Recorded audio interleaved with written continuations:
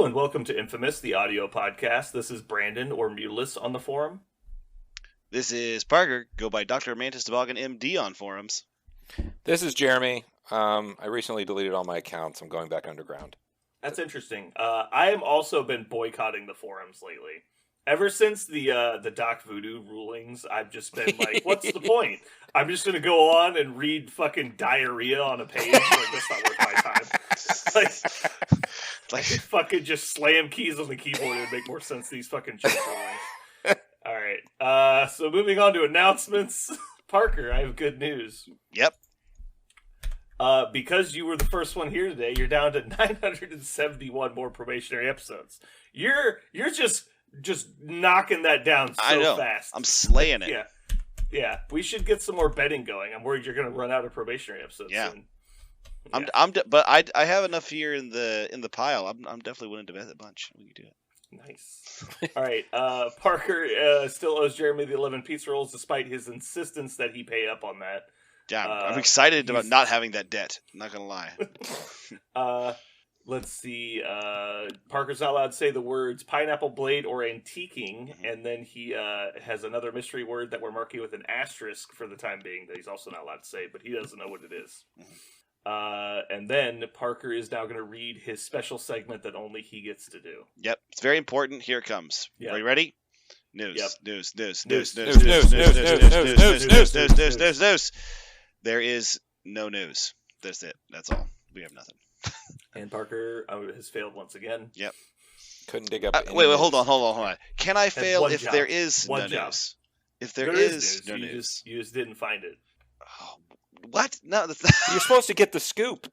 You could get a scoop. I have some news. The scoop. So I was on. I have to get out there on the beat website, and let me see if I can pull it up here. Out on the beat, getting the scoop. Excuse me.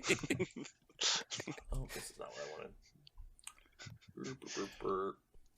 Basically, what I saw was pretty much everything that's been announced for Marvel Crisis Protocol is now available, which is really cool. Except it's not, because now we don't know what's coming. Yeah, so Daredevil, the only things Fury. we only know of 3 things that are not yet out, and that is Nick Fury, Daredevil, and the Quinjet.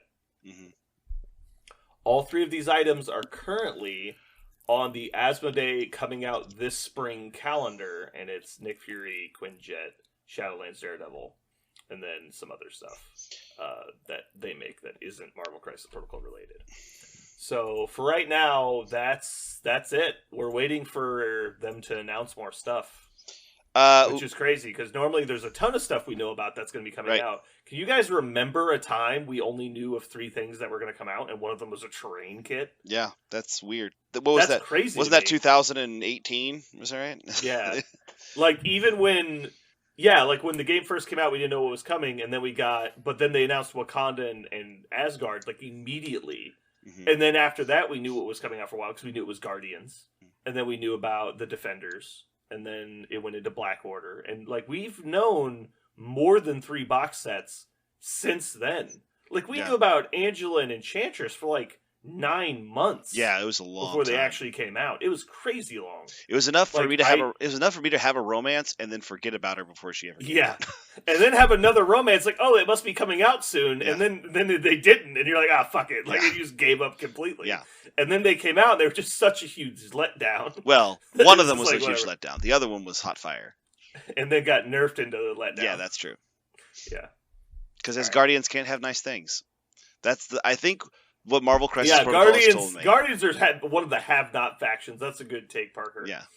I feel like Asgardians, come out. Look at that faction. Look at those guys. Nope. I'm sorry, that was bad. Yeah, they can only have 4 new rules updates in the most recent release. Right. No big deal there. Our bad. I'm sorry we may have given Asgard something. Let's take that back. And this might be a just this podcast thing, but I think we all consider Ghost Rider part of the Guardians, and so but I know that's not normal. So, but I definitely think we all think that, like, he's basically just stapled to them. Yeah, I am actually... Asgard is one of the things that I wish... I had to leave the discussion with one of the podcast listeners, Jake, shout out Jake, talking about, is Asgard just, like, a faction with 2 fun characters and that's it. Like, and everybody else is just kind of meh or been made meh. And I think that's the answer, and it's so sad. Who's the fun characters? Thor and Loki. Like Thor. You think so? Yeah, I think Thor and Loki are fun characters because one can like throw the others in a comical way, but it also works in the game very well. And Loki does his thing, which is make mischief and control. He does that, and Thor does his thing, which is fly across the board and hit somebody with a hammer. So like it's like they're both, I think, fun, but everybody else is meh. I like my Thor to Doom Prophecy turn 1. That's my favorite Thor. Yeah. So someone had said when you play Asgard and you play Thor, you sometimes get Fat Thor, and you sometimes get the Killer of Gods Thor.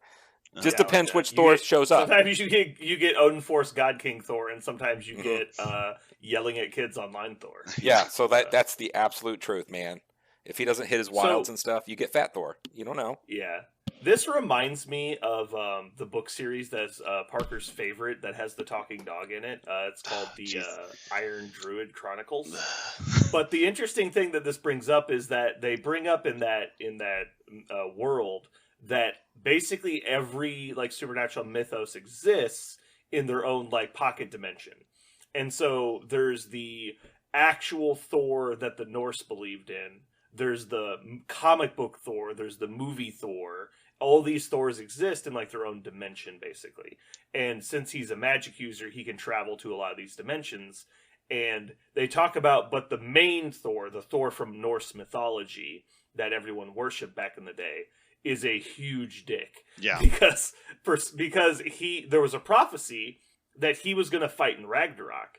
And so he took that to mean destiny and prophecy have determined that I will live to that point. And so he assumes he's immortal, and he just does whatever the fuck he wants because he knows nobody can kill him because he's going to be alive at Ragnarok. Right. So basically, he purposely he's just takes a huge asshole. Right. Yeah. He purposely takes the most snubby, cocksure, douchebag position on everything. He shows up and somebody goes, "This is the great orb of something something, and it will cure all the maladies of this people." And so he takes it and like hawks a loogie on it, wipes his ass with it, sticks it back into the lake or whatever, and it poisons everyone. He's like, and leaves. Yeah, and then and hurls it into space. Yeah, like thanks, bro. You're like, why are you here? He's like, I'm bored, Ragnarok. And he leaves he's like, it's Odin's son. He's just a giant douchebag, and everybody hates him. Yeah, everyone hates him. But so, and it's well known from everyone who's in the supernatural community. Even if they've never seen or heard or like met Thor, they've heard the stories of how big of a dickhead he is. Right. And so it's just funny they bring it up in like book 1, and it's a reoccurring topic. It's pretty funny. Now, while I was willing to go down this road with you, what is your point here? Yeah. Oh, it's just that's very similar to how he plays in the game because you'll get the different versions of Thor depending on like if you hit your wilds. Oh, I see. And so, or if you just roll good 4 defense dice. Like 4 defense dice are so swingy, I hate them because sometimes you'll block 3 half the time, and the other time you'll blank out, and it's just like, okay, so my guy died in 2 turns or 5 turns. Like that's the difference you see. Because their dice are so swingy on defense. I guess But yeah, so because he's so RNG dependent, you'll see the different versions of Thor throughout games. Anyway, I know we got definitely went on a segue here. This was news, and we ended up backing on Asgard again. But well, you brought up Asgard. I always do because I want Asgard to be. I always do. I always do. I'm really sad. I'm really sad that Asgard, is basically.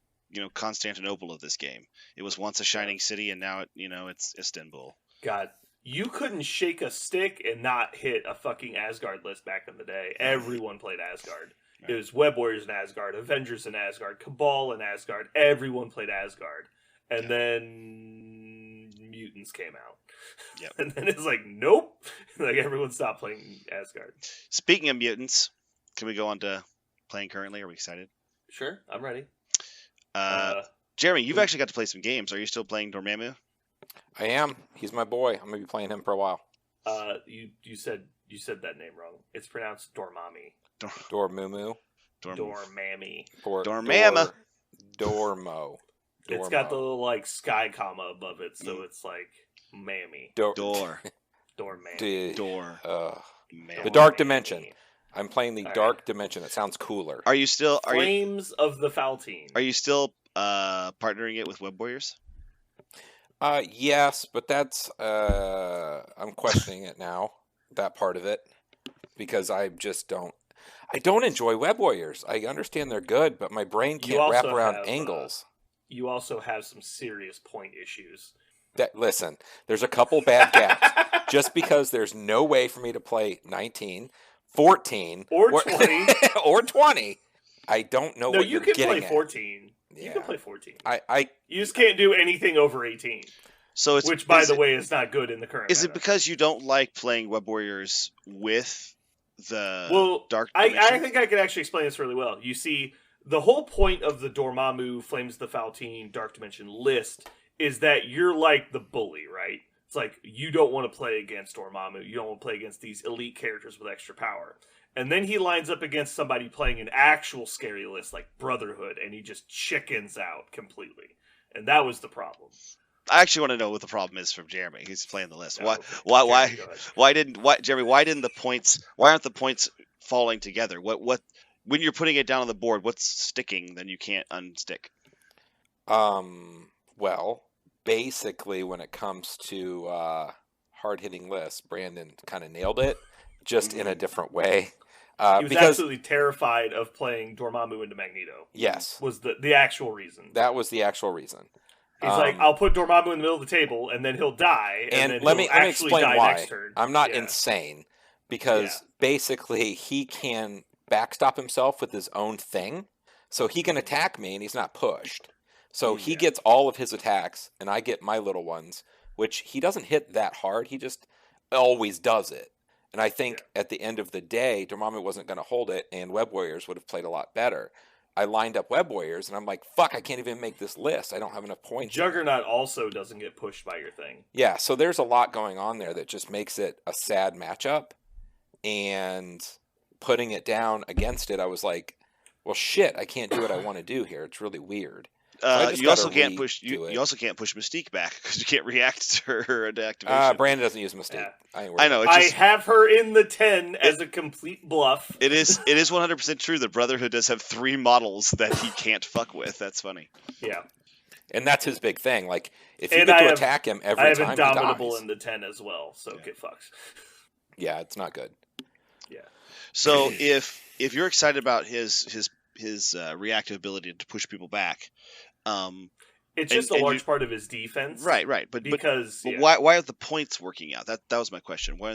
You said he was refusing to include Dormammu in any list building options. Oh, and when you do that, he had a lot of 3-point models and like no 4s, and he ran out of 3-point models when building his Web Warrior list at 20. I see. And so he's like, I can build an 18 with this too, but I don't have another 3-pointer to make it 19, and I don't have a 4-pointer to make it 20.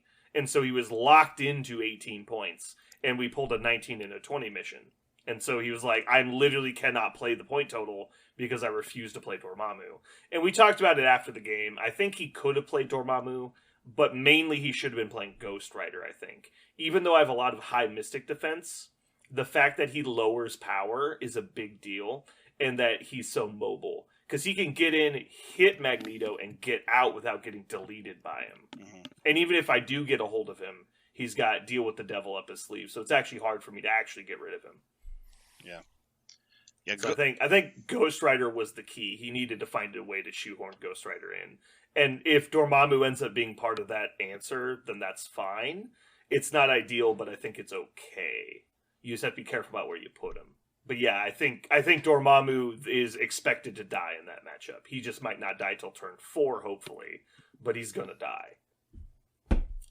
So if you only played the one game since we last talked with Brandon, or have you played any others? I don't remember. I think I played Jake at some point as well. Yeah. You played Jake, but I think he was playing. That's right. He was playing A-Force, and you played Web Warriors. Oh, that was a funny game. Because we went. I want to hear about this. We went low. He chose 15 lowballed? points, and he was playing A-Force, and I'm just like, well, you know what A-Force does? He's like, it's just. I go, it's just like easy. You get a bunch of power and beat the shit out of stuff. And he's like, I don't know about all that.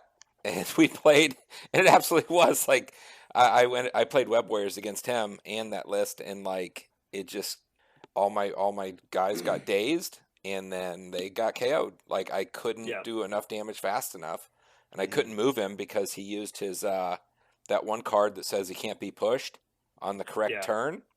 And Forward determination. Yep, it worked out just right for him. Yep. It was as intended. Like everything worked pretty much as it should have. I didn't have any sort of agency in that game. I just got whooped. So, did you choose 15 or did he choose 15? I think he chose it. It was either 20 or 15, Okay. I think. I think he chose correctly because the lower point total, you get to leverage how efficient She-Hulk is. And there's not a lot at 15 points that really threatens her. And so she can just wrecking ball into your army at 15 points and you can't really retaliate. So she's coming in and taking out your best piece. You swing back with 2 okay models, and then it's like, now what? She just kills them next turn. Yeah, and he played 3 models, so he always had initiative on me. Yeah, that's harsh. It was fine. Like I say, as soon as we laid our stuff down, I was kind of like, this is going to be a rough go, and it just was. It was exactly that.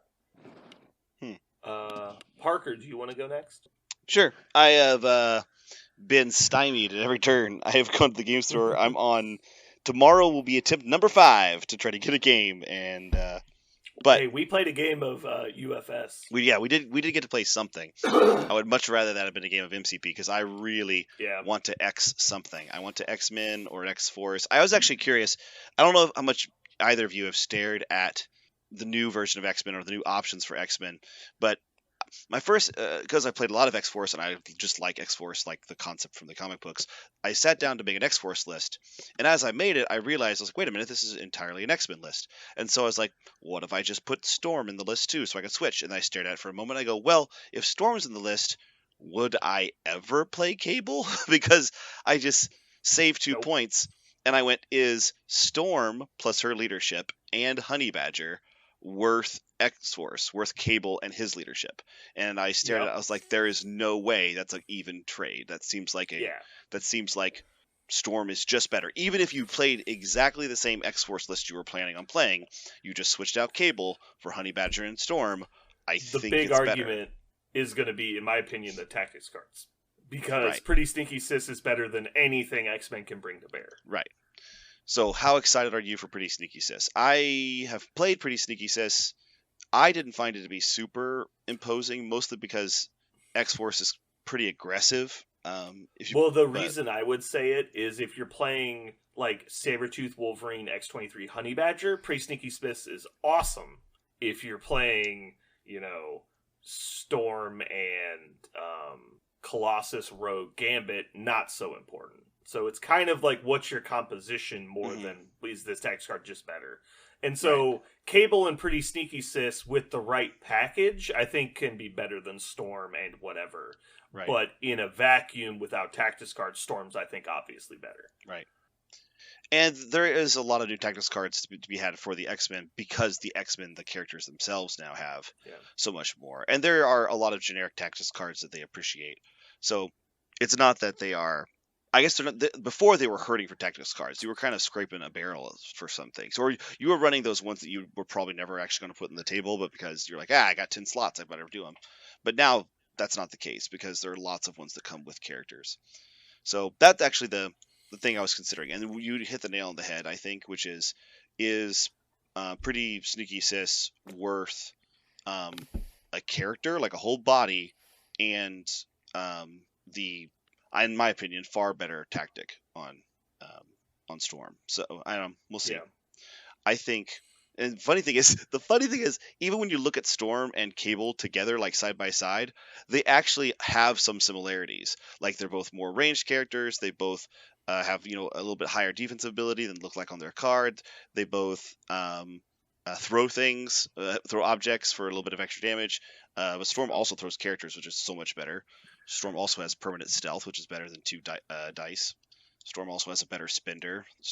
That's the one thing that always sticks in my Storm craw. does not have stealth, sir. She has better stealth. Did I say just stealth? Yeah, she has like not stealth, which is the best kind of stealth. Right. I fucking hate when they do that shit. Yeah.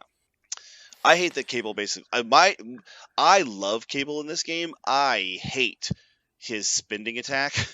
I hate that he has just a plasma rifle. Asani-san? Yes, Asani-san is so bad. Oh, it's so bad.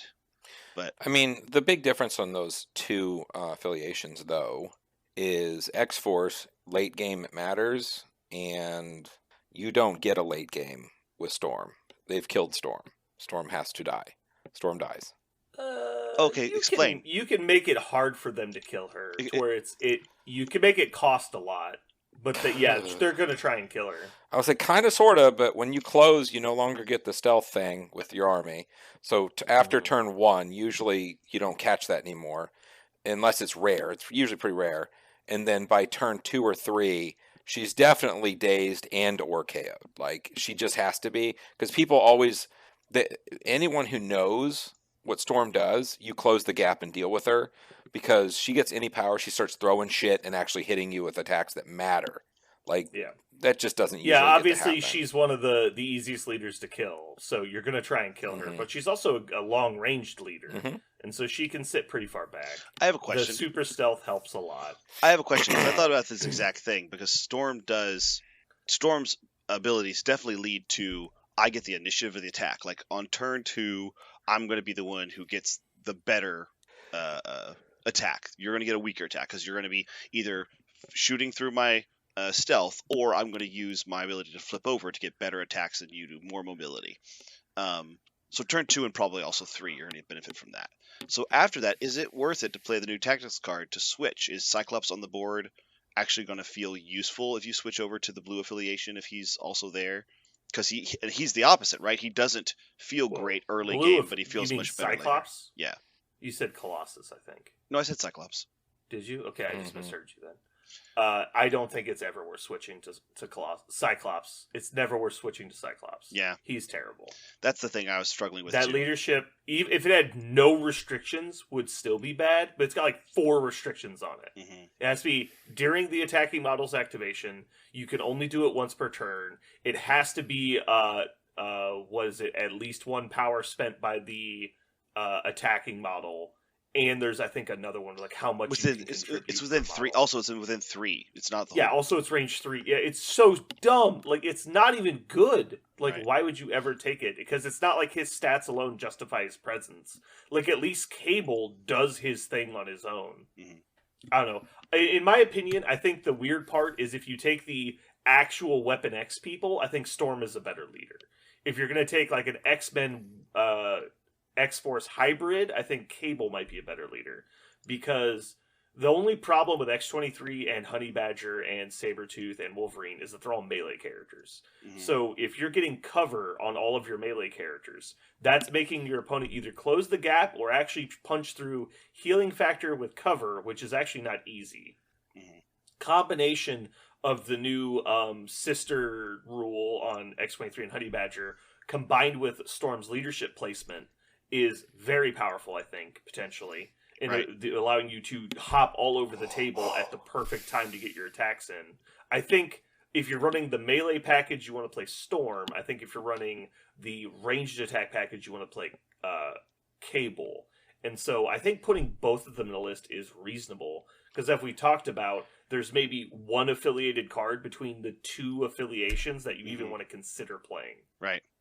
So another thing I also considered with a couple of extra slots is, I think Colossus is another way to make Storm's flippy ability get a little bit longer, like to activate later. Because if he's always in the middle, sheltering 1 or 2 other X-Men, and they have the ability to constantly flip over him to engage where they want, that could be interesting and useful. Also, with him having bodyguard, he can Right. place next to the correct players Right. or the characters. Or rather, he's already within 2 to be sure to be bodyguarding, so they have the ability to flip over him as well. He's a bigger base, right? Yeah. So like, Exactly. I know. I was just adding to your point too, Right. that he having bodyguard and being able to move your bodyguard without activating him is Oh, big. true. That's another really good Yeah. point. Yeah. I think Colossus is going to give Storm a new dimension that she definitely didn't have before, because you weren't excited to spend like out of faction points for a bodyguard, even though it seemed really obvious and useful for her.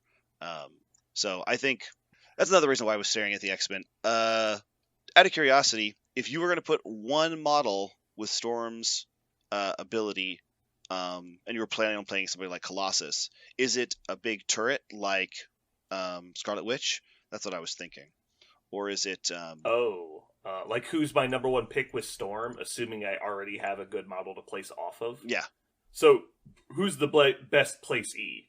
Yes, who's receiving the place, who's able to move over. Yeah. Scarlet Witch is a pretty good choice, because you have to assume that the cover on top of her defensive rolls, including skulls, is already that gets good. real good. Yeah. Yeah, that gets scary. So, because it's not even a place forward; it's a place backwards at that point. Mhm. Like if she gets in trouble, she can start walking away and still turreting people. Yeah, that's what my initial impression was to do that. Trying to think if there's anybody better. Honestly, I think X-23 is going to be the optimal choice for a while because she's incredibly efficient. She does everything but move. And so you're adding even more defense onto a super efficient model. You're adding even more offense because of the advanced placement onto a super efficient model. And it's super efficient, so like you're just compounding the issue. And so if she's like you have X-23 standing behind Colossus, and then she gets to teleport in front of Colossus and punch people, it's like, how do you stop it? It's like it's like Valkyrie again. You're basically recreating Valkyrie. Because Valkyrie was the most premium 3-point model in the game because she had really good offense and charge and enough power to do it. Well, X-23 is going to get there with more power than Valkyrie had, and arguably better attacks than Valkyrie had. And she's harder to kill than Valkyrie was. I think X-23 would be my go-to if you're talking about just generic efficiency. If you're talking about maximum potential, probably Scarlet Witch. That's what I was talking maybe about. Magneto. Magneto might be better because Magneto is just so unstoppably amazing. Yeah. Like Magneto is the ultimate character in my opinion. Not like Hulk is probably better in a vacuum, but Magneto with support is insane. Like it's like how do you equal that amount of defense and that amount of offense in a single model while also including he has board manipulation and throws. It's just crazy. Yes, I've had Magneto in X-Men before. He's pretty sick. Yeah, he doesn't have to play his card, so he gets cover because of Storm. Yeah, it's really pseudo really free good. cover, but also the movement. The movement is huge. Jerry, I want to hear. What did you say? What are you saying? Oh, just I've played that before, and it's really really good. Getting your free cover and the movement, all that. Another thing to add is X-Men got Honey Badger, and Honey Badger comes with Jonathan token. And that's basically that's basically a free victory point every turn, and your models can go run about and do their thing. It's really silly. Yeah, All right. Yeah, I don't think I've actually ever read this card. Jonathan the Unstoppable says Honey Badger may spend 2 to play this card. Place Jonathan token within one of this character. While Jonathan is in play, contest objectives if it was an injured allied character. If an enemy character ends its movement within one of this token, remove it from the battlefield during the cleanup phase. If an allied Honey Badger is on the battlefield and there is no allied Jonathan token on the battlefield, you may return this card to your available. Oh, okay. Yep. So he goes away if someone. It's just like the Mystique leadership where they control an objective until you contest it. Yep. But you get the card back if that happens. Yep. And Honey Badger's alive, which is irrelevant because Honey Badger's the only one that can play it. So yeah. That doesn't matter. Cute thing about this that I realized when I read this card. Convocation could flip it over for like regioning their other cards if you wanted to put like Honey Badger in Convocation. It's another way to get a card that automatically regions if you want to use a regen card. Yeah. I think Honey Badger is going to quickly become the most common 2-point model in the game because lowering people's defense is going to become like the new combo. I think between her and Toad, those are both premiums right now. I mean, they do shit that's like it has nothing to do with dice, really, and that's the key to this game. It always has been, right? But both of them have good dice, like on top of having good kits. I think you could make a strong argument that Honey Badger is a 3-point character. But she doesn't contest on her own, right? Yeah, she doesn't contest, but we've seen non-contesting models before, and that's obviously why she's a 2-pointer. Yeah. Mm-hmm. But let's just talk about her kit. She is a 5-die attack with bleed as her strike. She has her hamstring costs 3 to do 5 dice, which isn't great, but on damage it slows and bleeds, and she can move medium on a wild. So it's not noticeably below average. But then Ankle Biter is the only ability in the game that lowers defense just for proximity. and then too dangerous to ignore. She has bodyguard. We're already talking she's better than Okoye. And then she has an interactive rule with another character, and she has 9 hit points with healing factor, which is basically 10 hit points in my opinion.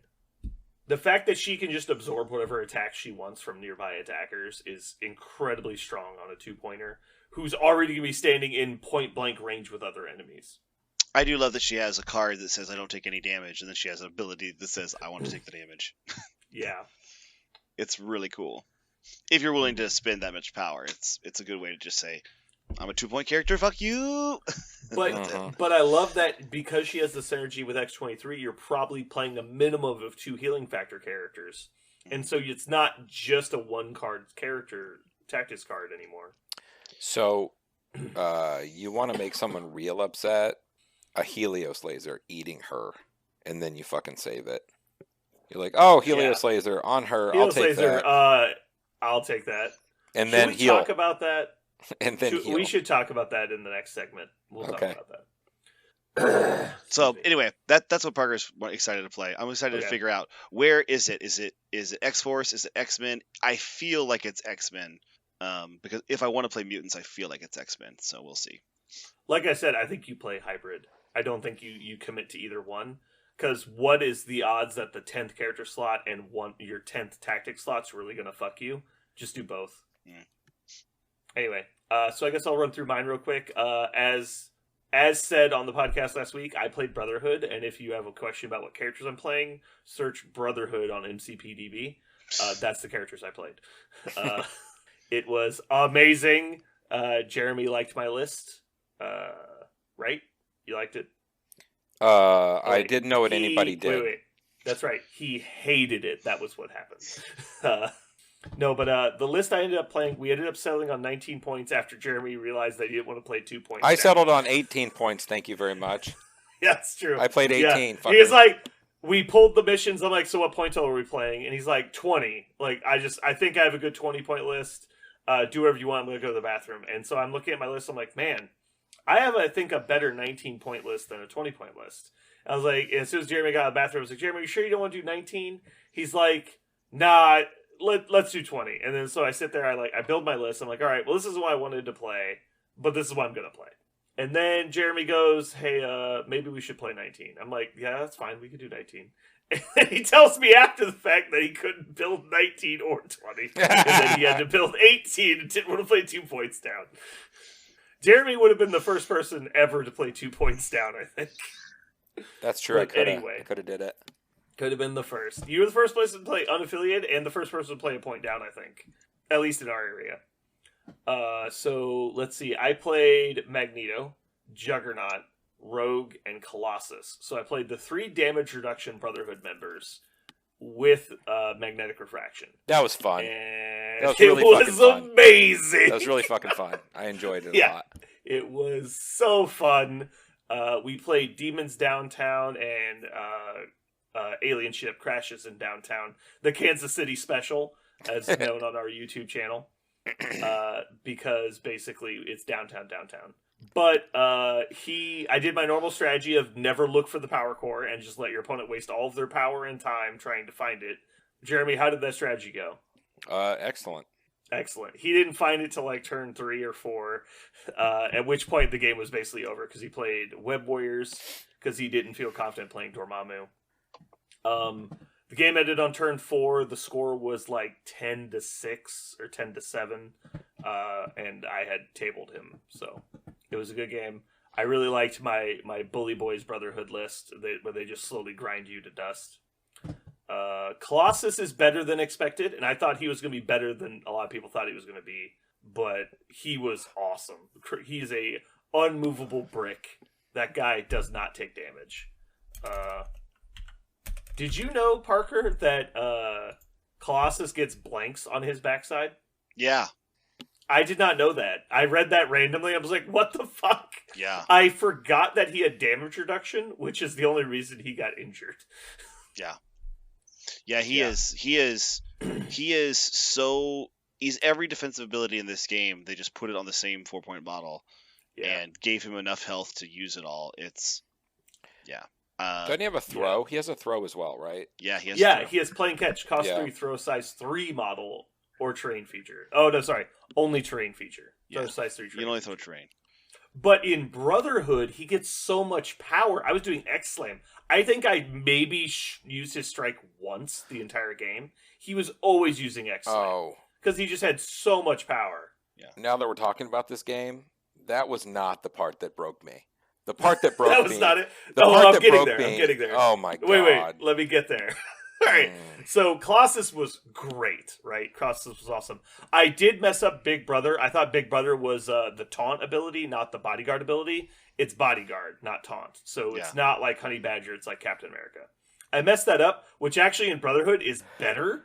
And so I was playing it the worst way the entire Yeah, that's game. absolutely the worst way, yeah. Yeah.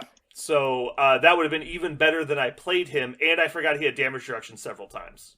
Although the immune to bleed was pretty cool. That came up several times. All right.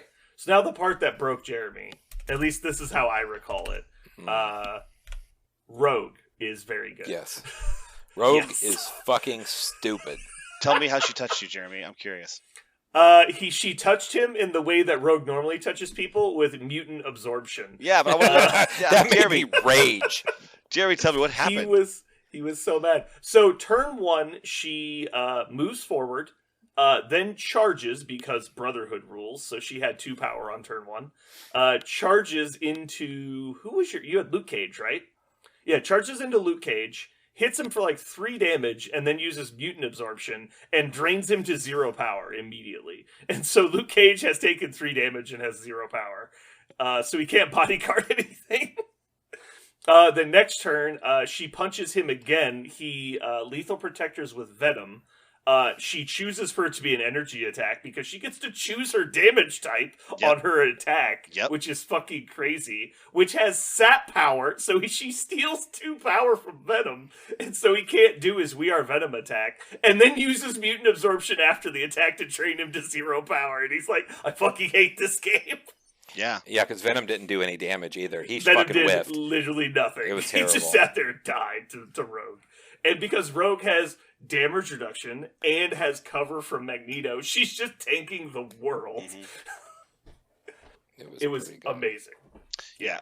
And she throws. She has a 3-cost throw that throws size 4 terrain. So she's just like an extra Magneto. No, she is. Like, oh my god. I think Rogue is going to be an absolute star of every list you put her in. I think she's always going to do. Yeah, she was very good. She's the definition of a Thank Christ she is an A-Force. Jesus. Yeah. Is she not? She is not. Does it matter? Yeah, she can still be played in Air Force. It's But, like, does it She's matter? a 4-pointer. It probably matters. yeah. Does it? Because you already have a 6-point leader. I don't think it matters. Yeah, maybe. Oh it no, they have to include Black Cat and Shuri in their list. Oh no. Like, No, it's my understanding just- they have to take Scarlet Witch. well, Scarlet Witch and She-Hulk is 11. This makes 15, and that's affiliated. Yeah, that's pretty awful. I don't want to play that either. Yeah, so Rogue was awesome. Juggernaut was actually the most lackluster one because I kept rolling terribly. Juggernaut was doing I am the Juggernaut like every turn and kept rolling like 1 hit on 10 dice. Oh yeah, you were definitely blackjacking every hand. You're like, oh, blackjack again, yay! Yeah. I'm like, what the fuck is happening? I rolled 11 dice, or I rolled 10 and a crit, rolled another die, got 2 hits, did Books of Truth to reroll my 11 dice, and got 1 hit on the second roll. So I rolled fucking 22 dice and got a total of 3 hits. I was like, fuck this game. I probably died from it anyway. I mean, that game was just... Yeah, I mean, that I was literally trying to kill like your last 2 models at that point. I think everyone you had that was injured on turn 2. Well, I it didn't was make any bad. saves either. I remember the spider stuff. I'm like, and I re-roll for nothing. Okay, cool. Yeah, your defense rolls weren't great. But I also did a lot of extra damage. And you only had, you only have 2 models with Spider Sense, so... The other people just can't survive throws, because they don't get the leadership on dodges, so... Like, Gwen and Venom just take it to the face. Venom at least has 4 physical defense, but Gwen just disintegrates to throws. Mm-hmm. Anyway, I had a lot of fun in this game. Jeremy had fun for the first 2 turns, I think. And then he had basically checked out, but Nah, I fucked up. I fucked up and moved up Gwen, and I should have held her back. I forgot what I was. Yeah, I tend to lose my mind when shit starts going sideways, and I do bad things. Tell you what, Wong was a superstar, and so was regular Spider-Man. Old Peter Parker from the core set. That guy was a god in this game. He was rolling 6 hits on a strike repeatedly. Like, he was just nuking people, because that was the only character Jeremy could attack with, basically. You don't remember this? No, you're talking about a different game. I didn't have No, Wong. I didn't have Wong or regular Spider-Man in that list. You had Peter Parker in this list, 100%. Maybe I'm thinking against Jake. I don't know. You're probably thinking about it against Jake. I remember because the only reason Rogue died was because you rolled 6 hits on fucking 5 dice. Like he alone killed Rogue. Could be. Yeah. I think Rogue hit, because I medpacked her, I'm pretty sure. I think she only took like 2 damage from not Peter Parker. Yeah, it's very possible. I don't know. Anyway, it was a fun game. It was very, very grindy because demons downtown. Everyone got incinerated super quick. So anyway, let's move on to other topics. I have one quick thing I want to say from the forums. If anyone doesn't know, this is a public service announcement on Helios Laser Bombardment. The rules interaction on the Helios Laser Bombardment card says, and all attack cards for this example, you can only use this attack once per turn. So if you have any ability that cancels the attack, like Can't Catch Me, or Trickster, or Escort to Safety, or Lifesaver on Gwen, any of those abilities where you generally move your model and retarget the attack, almost all of them say if this attack is out of line of sight now, cancel the attack, they get a new action. The important part is it says if it's out of line of sight. The attack ignores line of sight, but that's on the initial targeting. It doesn't matter once you've used that ability. The ignoring line of sight part doesn't matter anymore. And so, for example, if they do Helios Laser Bombardment on somebody behind a building that they normally wouldn't be able to see, and you could Lifesaver with Gwen base to base with the model, or just basically push them nothing if they hit anything, or just keep them behind the building. Immediately the attack is canceled and they refund the action. But all the power that their team spent to play the tactics card is still spent. The tactics card's still spent. And they've already used the attack. They just got the action refunded. So you wasted all of that Helios Laser Bombardment for nothing, because they were able to basically change targets. And so watch out for stuff like that. That is how that works. It's been confirmed on the forums. Did you know this, Parker? Mm-hmm. I did, and I love it. Yeah. I thought we talked about it. You love it? Yes. I love it. I thought as a Tony fan you would hate it. I mean, I love... Or you love that there's counterplay to a big thing. Yeah. I love the idea. Yeah, that's what I love about it. Right. Also, I like these little niche things, because Helios Laser is kind of like, it's not really a gotcha, but it's a big whammy, right? That you're sitting there waiting to use it, and oftentimes it's used a little later in the game where lots of people have lots of power. So on turn 5 or 4, where you're not paying attention to everything, here comes a Helios Laser, where you thought your model was safe, all of a sudden it's not safe, it's just deleted. But now you got this thing in your pocket, right? You're like, okay, well, I see he's going to play Avengers, so I'm going to drop, what is the one that rescues somebody else? The tactics card? Escort to Safety. Yeah, like Escort to Safety, right? I got Escort to Safety here. It will be useful probably sometime, but it's really useful when he tries to Helios. So if I don't absolutely need it somewhere, it'll be wonderful whenever he spends a bunch of power and it just disappears out of the game. Because then, not only, basically you're saying a tactics card, if you had a tactics card that said, your opponent's army loses 10 power in a tactics slot, you'd be like, oh, shit, that seems pretty cool. I'm going to do that. Like, that's awesome. Yeah. So, I really, really like it. And your opponent has to completely replan their turn. Right. And game plan around dealing with your big model. Right. And the model that you didn't think, the model that was guaranteed to die is now not going to die. You're like, oh, okay, well, that seems good. That's huge. Yeah, I'll take that. So, I like that kind of, what's the word? Meta? It's what it is. Like, the idea is your metagame against it. One of my favorite things in card games is always the one card that totally fucks that one thing your opponent can do. But when enough people play that one thing, that one card becomes more valuable. I always loved putting that counterplay card in the deck that worked on that one thing in the game that a lot of people were playing. Because I love to say, no. In X-Wing, it was stealth. There was only one ship in the game that had stealth, and I fucking hated stealth. And so I made sure that every list I ever built it wouldn't just be good against stealth, it would just fuck stealth. Just make stealth irrelevant. And if you really don't like Helios Laser, now you see there are some things that just say no. Your Helios Laser it'll be a bad idea that you brought it because it'll be a hindrance. I don't know that it's on that level because the issue is going to be that it's still range 5 and you still can just draw line of sight to them. So if your opponent is savvy about what they're allowed to target, they can just move Iron Man into a spot where it's very hard to get out of line of sight. And like you just stand Iron Man on a building before playing the card, Right. and now it's very difficult for you to get out of line of sight. Right, a point taken. What I meant is, and the stealth models in X-wing could still shoot dice, like they could still roll on things. Exactly. It's not like, and I understand everything you're saying, and Right. I totally agree with you. Having the counter for stuff like this is always big. Yeah. I think the issue with this one is generally going to be this is going to be a huge gotcha thing. Because the only time Escort's going to work against Helios Laser is when your opponent doesn't understand the interaction. And so it's going to be a huge negative play experience on one side or the other. Because if you bring Escort to safety and you can't pull it off, you're going to feel bad that you brought it and you've been dealing with this like Arbitros the entire time. And now you're like trying to use it, it's not working.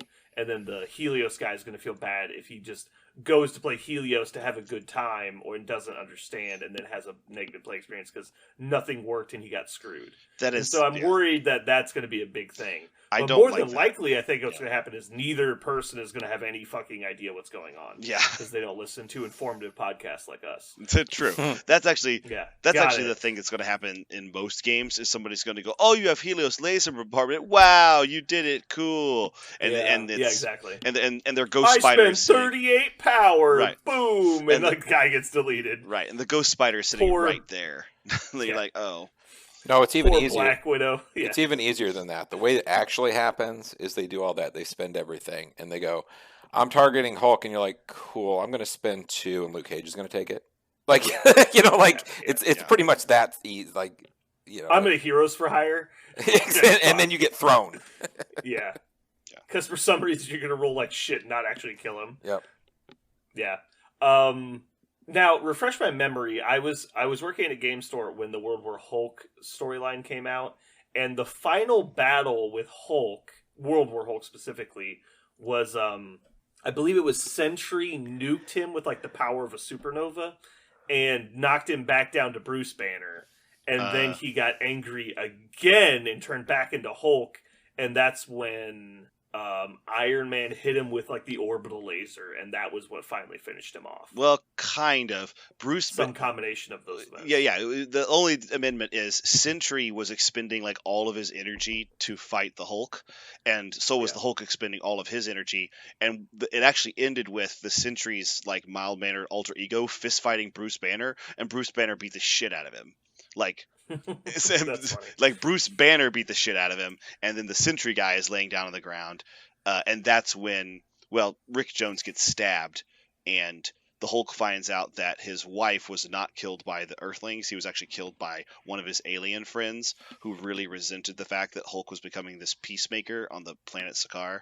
And so when he finds out that he was betrayed this whole time, and he'd been doing all these things to Earthling and kind of took the fight out of him. No, it made him fucking furious. And when you make Hulk angry, so he hulks back up again, so much so he takes one step and the whole eastern seaboard like rocks back and forth. And they're like, shit, if Hulk steps again, like we're gonna lose a chunk of the United States. He's gonna rip tectonic plates apart. And that's when he tells Tony to hit him with the laser to try to take him out, and so he does. That's functionally the Helios Laser appearance in the Marvel universe. Yeah, that's the only. I knew it was a reference to specifically the comics. I think that moment, so I just want to bring it up. All right, so let's move on to our main topic today. We've recently talked about the tournament results for Las Vegas Open. And Jeremy had some more information about how the tournament organizers thought the event went and some things they're planning on doing moving forward, I believe. So, Jeremy, why don't you hit us with some info? Sure. So a couple things that came out of it, and this was talking with the organizers, which was, I believe his name was Tyler, and this was with Omnis as well, and they were the two that were kind of running the show when it comes to MCP there. So one thing, and we've kind of talked about it in passing and haven't really thought much about it, but when playing with a bunch of people in a tournament format, all the mats, they said, will be marked in the future. All of the zones for all of the tokens will be marked. Because so like tokens don't get bumped and stuff. Correct. And setup. Yeah. It saves a lot of time for setup.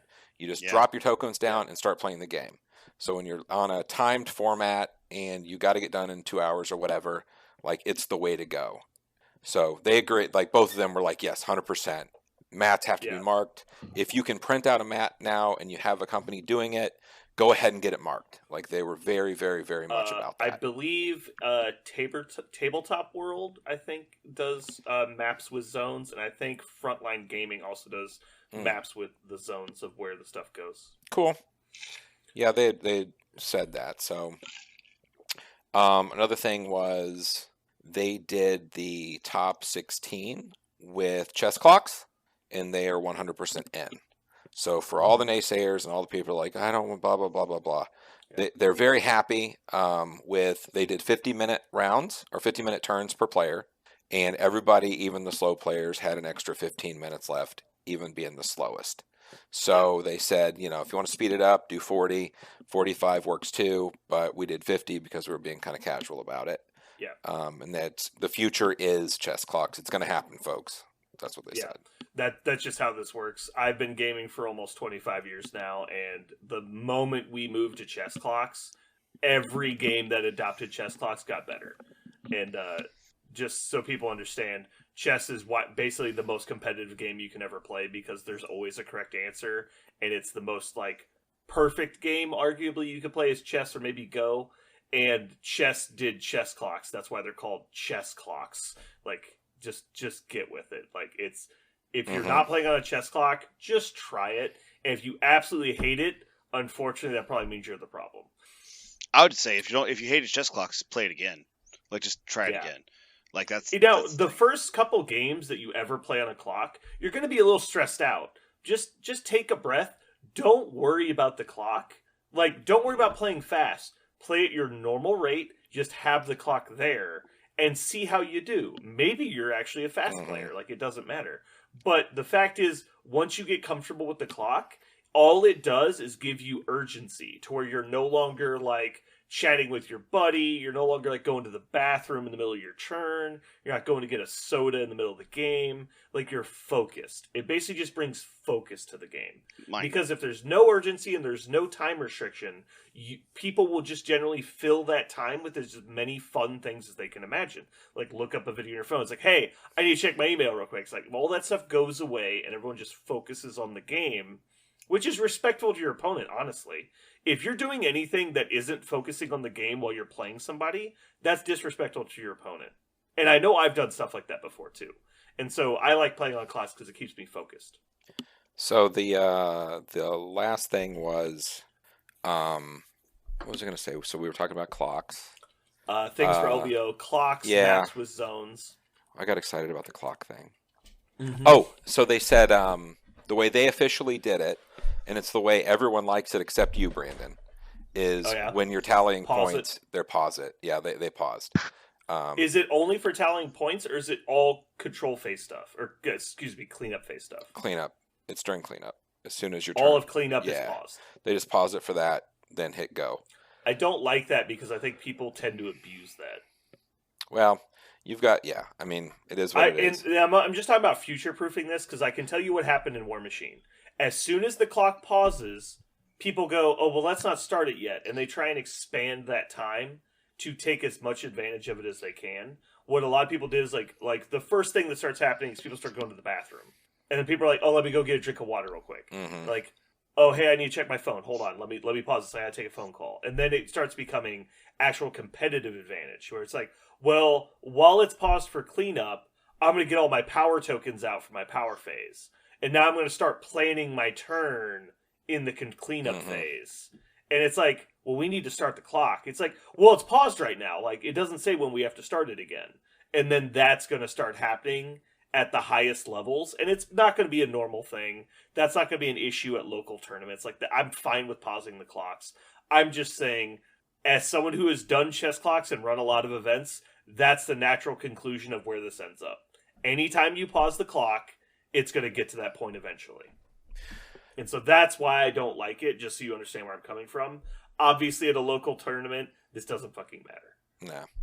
Okay, so the last thing that was cool, and I was wondering who was going to do it first or what it was going to be, is the LVO next year will host the first MCP Invitational, and it will be just like the War Machine one. Your store will sign up, the events will sign up, and it will filter itself into a big-ass tournament at Las Vegas next year.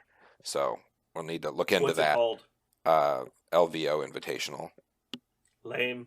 Get a good name. Something like that. I don't know, man. But yeah. MCP LVO Invitational. Yeah. Yep. And they said, did they say how many spots it was going to be?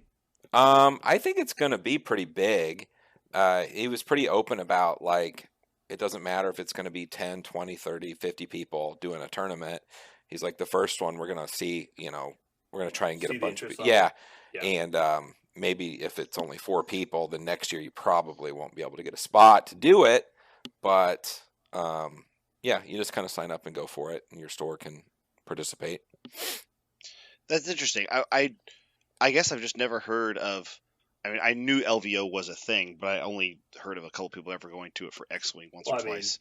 So we live in the Midwest, so obviously things happen on the West Coast aren't a big deal to us. So, right. But yeah, the biggest 2 events in all of the West Coast are basically LVO and Captain Con, to my knowledge. Okay. 1,600 people. That's 1,600 individual players for that thing. Yeah. Fucking, that's a lot. Yeah. That's a good size. That's about the size of probably the biggest War Machine weekend. But they don't just do one game. It's all war games. Mm-hmm. Like LVO is everything. Yeah. It's where like Adepticon in like its heyday was like I think 8 or 9,000. It was big. I have no idea about Adepticon. I know the number of 40K players. I know is ridiculous. Adepticon. The first year I went, they broke 5,000, and that was in 2012, I want to say, and they got noticeably bigger after that. But yeah, I'd be interested. I'd like to go. Obviously, Las Vegas is a fun destination. It's probably better than Chicago. The issue for us is at this point it's fly range, not drive range. So that's a bit more of an issue with transporting models. But I would like to go, and I would encourage everyone in our area, because if we could get like Arkansas, St. Louis, Omaha, Des Moines, maybe even like Wichita or Topeka to do a invitational. We could have like 5 or 6 invitationals in our area. That could be really cool. Mm-hmm. So that's kind of what I learned. Yeah, that's really exciting. That's really exciting news if they want to do something like invitational. That is really cool. I always like the invitational style tournaments. It gives you something to like work towards for an entire year, not just for like a month. Because even if you're like, I'm going to go to Adepticon. Well, you kind of like play a lot of games, and then you kind of decide on what you're going to play, and you practice it a little bit, and you go to Adepticon, and then it's over. But like the invitationals, because they're all over the place, it's like, okay, well, how many invitationals can I go to? And it's like, well, I could probably just buy 4 of them. And it's like, okay, so now it's a 4 tries at winning a tournament, or at least placing highly. And then it gives you like this big reward at the end. It's like if you actually accomplish it, you get to go to this big event. And it's at that point you're like, I'm honored just to be here, and it's like a whole different level of experience. I've always liked invitational stuff. So one other thing, have you ever messed with the Longshanks software? Mm-hmm. So it's longshanks.org, and apparently you can enter all of like a tournament information, and that's. All the players have it, and once you're operating within it, you pull up your phone, it shows who you're paired against, the paired person has their list, all of it is there.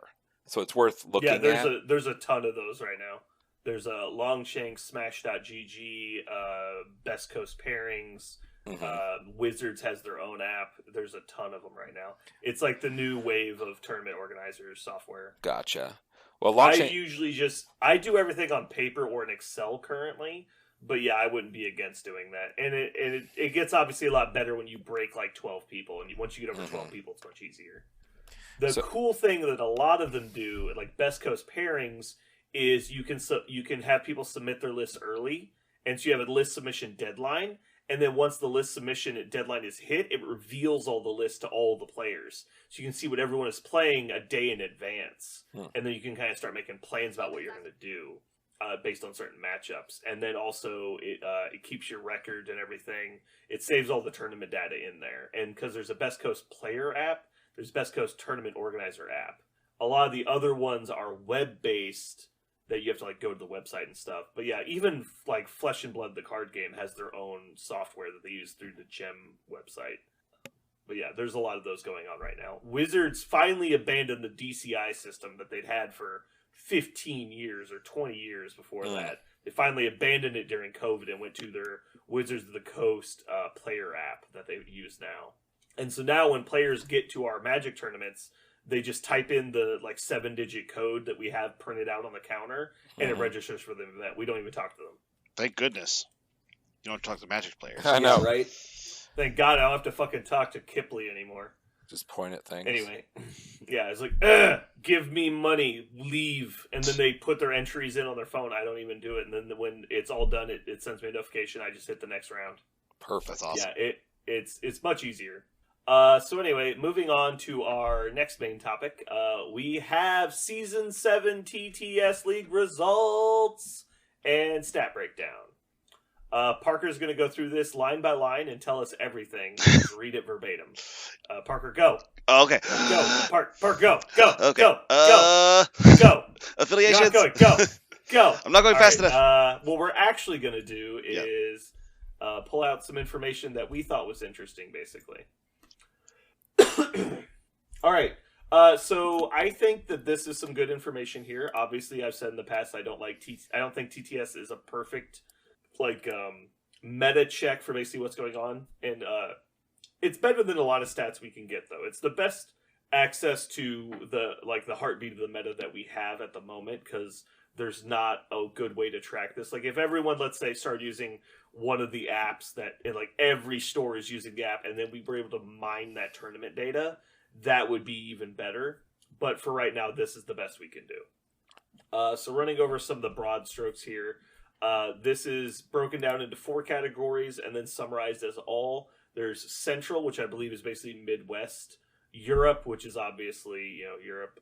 West, which is, I believe, is West Coast of the U.S. Mm-hmm. And then Oceania, which is everywhere else, I think. Like No, Australia and stuff. Yeah, Oceania would just be Australia.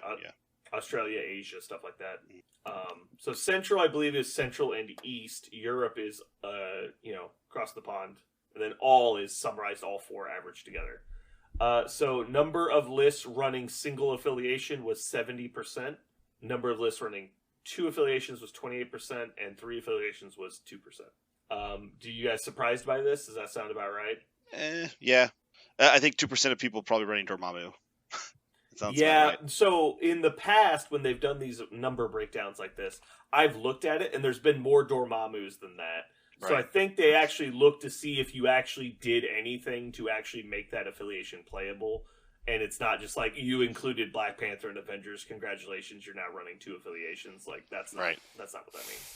So that means they actually were able to run 3 in a at least semi justifiable way. Mm-hmm. And this is, excuse me, this is broken down. We had 273 players, 103 in the Central category, 76 in Europe, 58 in the West, and 36 in Oceania. So 70% of 273 is 191 players. That's a pretty good chunk playing 1 affiliation. This is kind of what I said was going to happen as soon as they changed the list building rules, was that you're going to run 1 affiliation. All right, so moving on to affiliation builds. We have the number 1 slot. Obviously, we've already looked at these numbers, or else I would start some betting. Parker, were you surprised that Avengers was the number 1 spot? I was not surprised at all that Avengers is the number 1 spot. I feel like, and I don't know if this is going to be something we always see with this game, but I feel like Avengers is just going to be the default majority of this game forever. Space Marines. Yeah, I think it's 100% on purpose from a lore standpoint. Also, like almost every part of the Marvel Universe, the heart of the Marvel Universe, or rather, I guess the star that everything orbits around is the Avengers. That's why every superhero team or superhero eventually makes it into the Avengers at some point, and then in and out, just like comets revolving around a sun, and some of them are closer and more stable, like the planets. But that's like a really good analogy. I think the Avengers are so central, and they're so enormous. Their gravity is unescapable. So I think we'll always see Avengers being a huge chunk. It may slide to number 2 in extreme cases, number 3, but unless something in this game is wildly overtuned, I think we're always going to see Avengers near the top of the top. So I think this is just recency bias. I disagree, actually, because for a large portion of the game, Avengers have not been in the top 3. It's just recent. It's just basically since Sam came out, they've been like top tier. And then the errata came out, and Captain America got better, Iron Man got better, Luke Cage became an Avenger. I think the biggest dish, and I don't know that they'll ever go away at this point because they have so much going for them. But they have 2 completely different lists they can play that are both competitive. Like you can do the Steve Rogers like Super Team Avengers, and which I call Wave 1 a lot, and then you can do Wave 2 Avengers, which is like the Sam Spam list. And both of them are very, very good in their own ways, but they don't overlap hardly any models.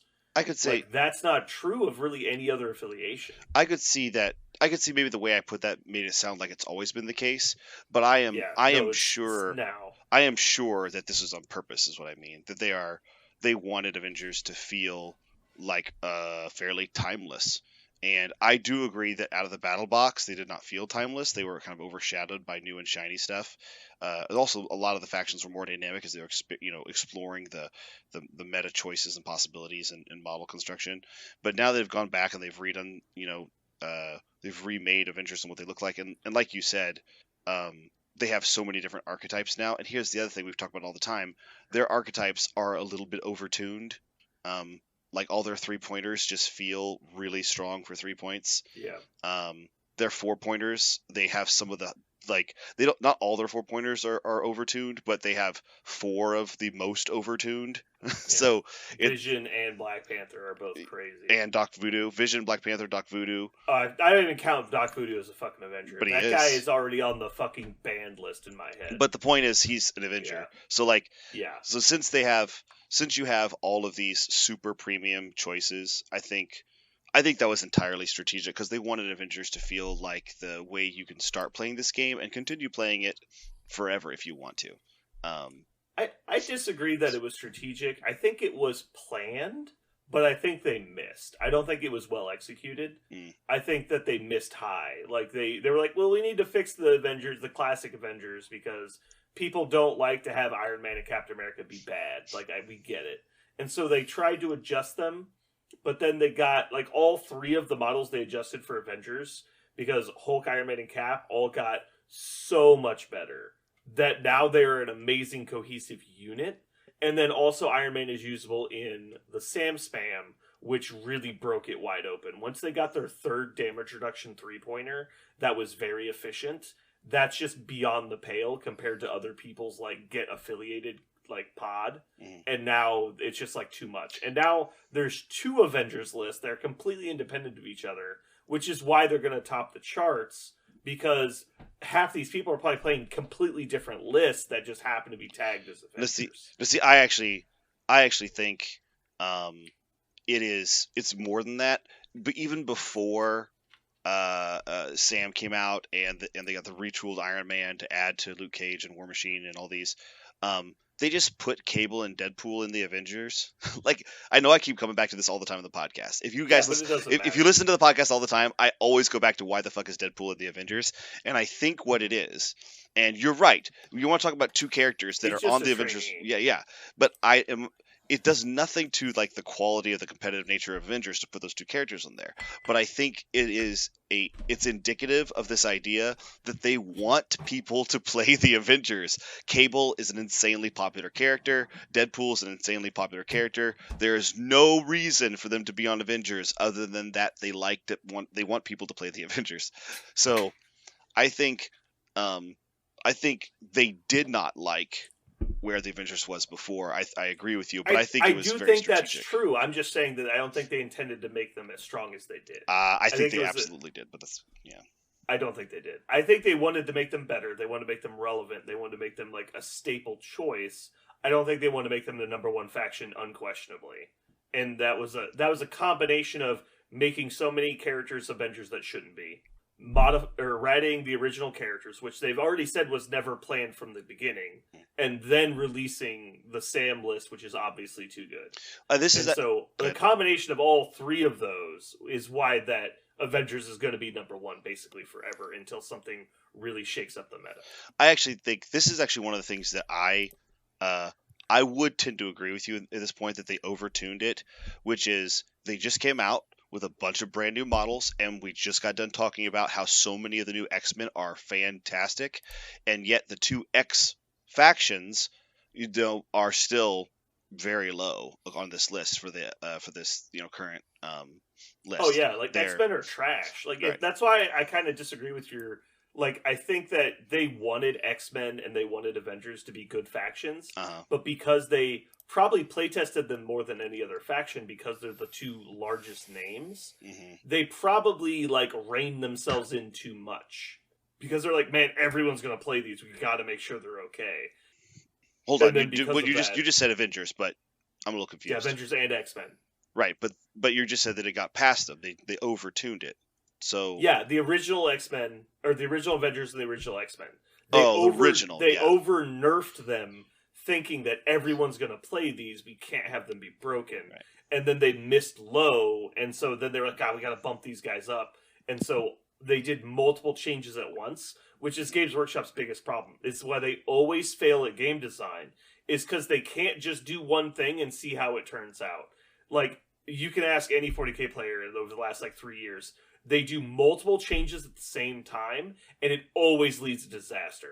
They'll take an army like Space Marines or Chaos Space Marines or Orcs or Eldar, and they'll do a game rules update and a codex update right back to back. And it's like they don't talk to each other. The two teams doing these changes don't talk to each other for some reason. And so both of them are trying to close the gap to the meta with their update and not paying attention to what the other team's doing. And so they end up doubling up on a buff, and it goes over the top crazy. And so what happened in 40k is Space Marines got a stat line and point update, which was basically all the Space Marines got an extra wound and a point cost reduction. And then the Codex people said, oh, and by the way, we're adding all these special rules to make them better. And so they got way better stats, way better rules, and a points decrease, and instantly took over the entire game. And nobody could do anything about it. And it's like, oops, we fucked up. And so that feels like kind of what happened with Avengers, is they added a bunch of people to Avengers, they released a whole new wave of models, and they updated the old models, all like within 6 months of each other. Well, I'll disagree with you there. This is the funny thing. They did not release a whole new wave of models. In the past, what is it, 6 months, haven't they only released Hulkbuster? Isn't that it? No, it's Sam, War Machine. I think they're much older than 6 months, dude.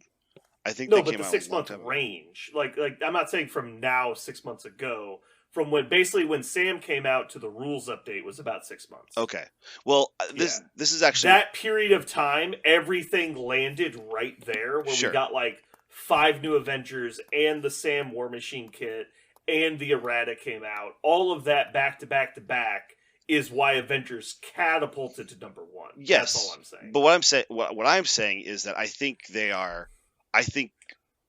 maybe it was unstrategic, and now they're kind of scratching their heads about how to dislodge it, because they just released a whole bunch of mutants, Brotherhood of Mutants, surged, of course, because they got they got a great infusion. They were already super popular. They surged a long time ago when they first came out. And we're not there yet, but yeah. But I mean, I think we can transition to that, but yes. But the point, I want to quit arguing each other when we're both saying the same thing. Right. Well, I guess that's what I'm hearing. Yeah. Go. Yeah. The point I'm getting to is, we have. I wonder if Avengers will ever see the bottom of the list like Cabal is seeing right now. Because the Cabal is just nearly as big a faction with a wide variety of models. You know, on paper, it seems like Avengers and Cabal should be very similar. You should be able to feel which one you want to play. Yes, Avengers and Cabal don't play the same way, but they have similar qualities in what we've talked about so far about having multiple varieties of list. And yet Cabal's at the very bottom. And Avengers have had this place in the sun now for a long time, and these other models are being released in giant waves, and they're not dislodging them. So, Yeah. I don't. I guess the moral of the story is I think they really wanted Avengers to feel fantastic, and for people to want to play them for a long time, and so they will be. I disagree with that perspective, but I understand it. Yeah. I see where you're coming from. So Jeremy, were you surprised that Brotherhood of Mutants was the second most popular affiliation?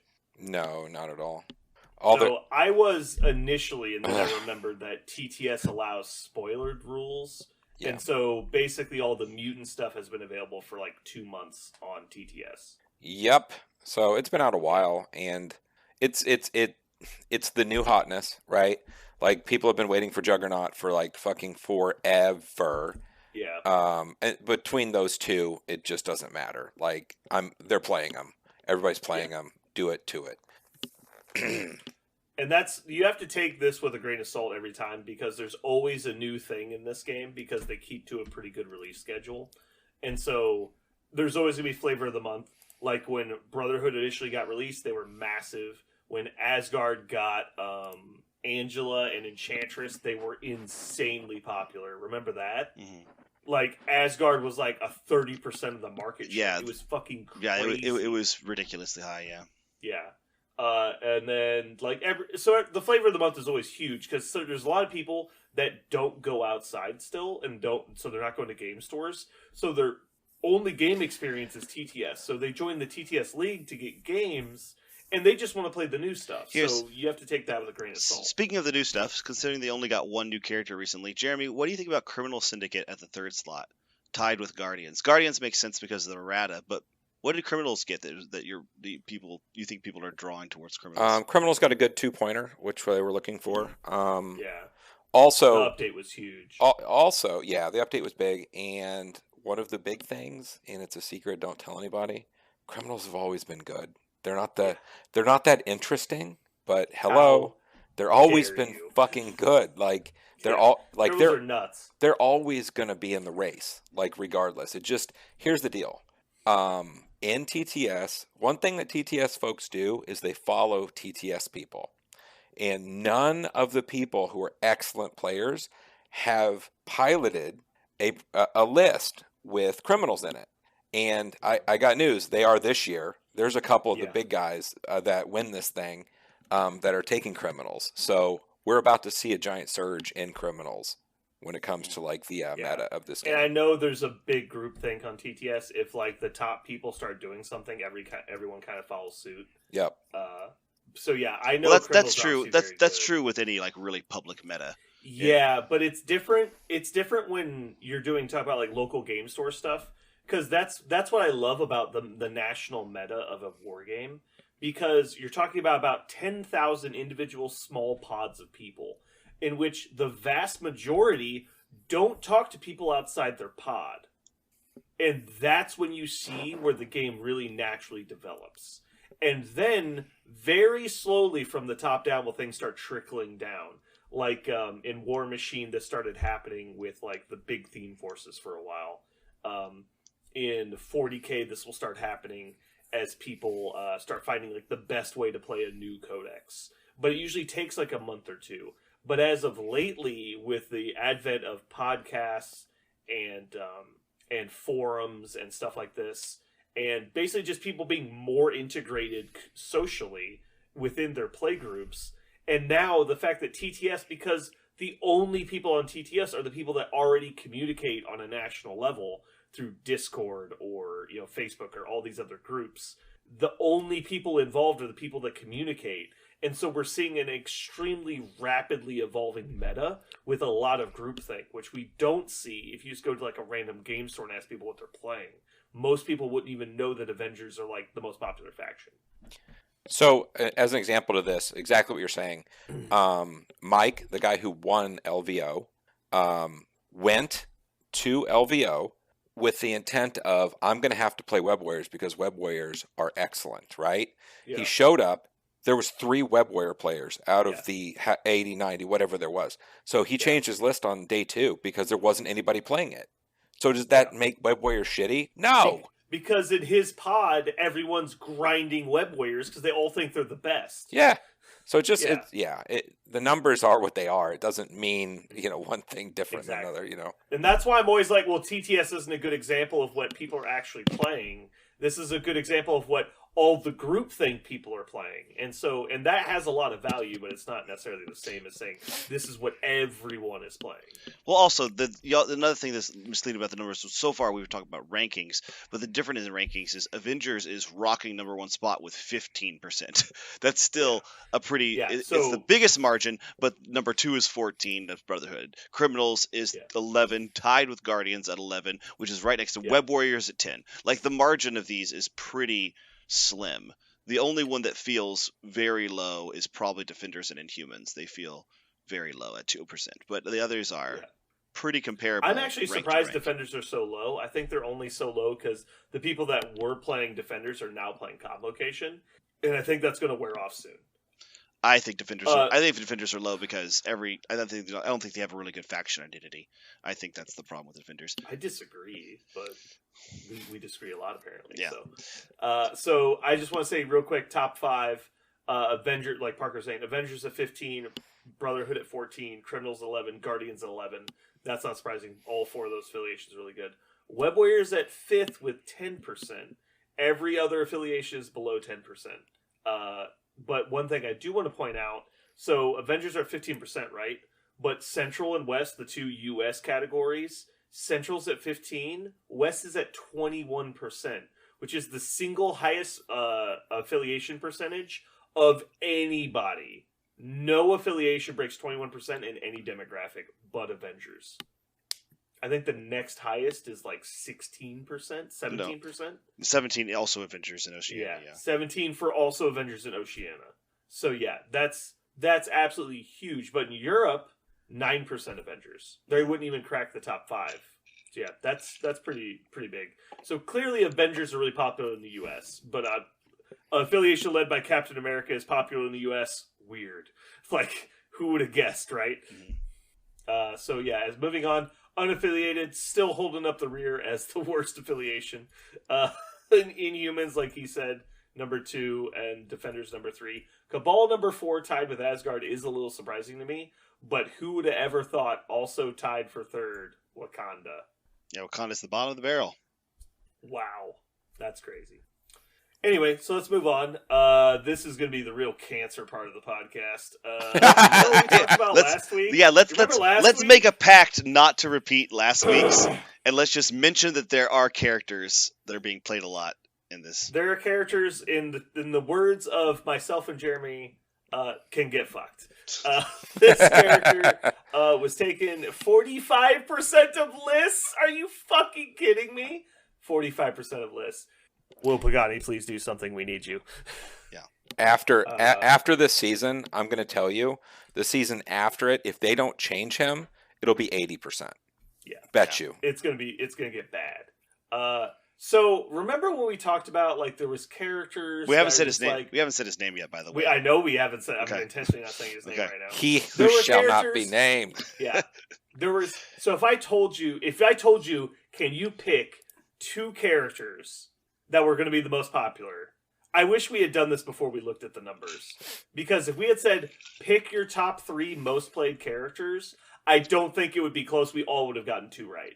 Yeah. I think we all would have gotten the 3rd one wrong, though. Yeah. Yeah, I wouldn't have got that one. Yeah. So who would be your number 3? This is my question. We'll do number 3s, then we'll name the characters. I would have said, given the current state of the meta, I would have said, who's the most versatile? Probably either Luke Cage or Captain Sam. I probably would have said Luke Cage, number 3. My real choice would have been Shuri, but I know people disagree with me, so I wouldn't have said it. Mm-hmm.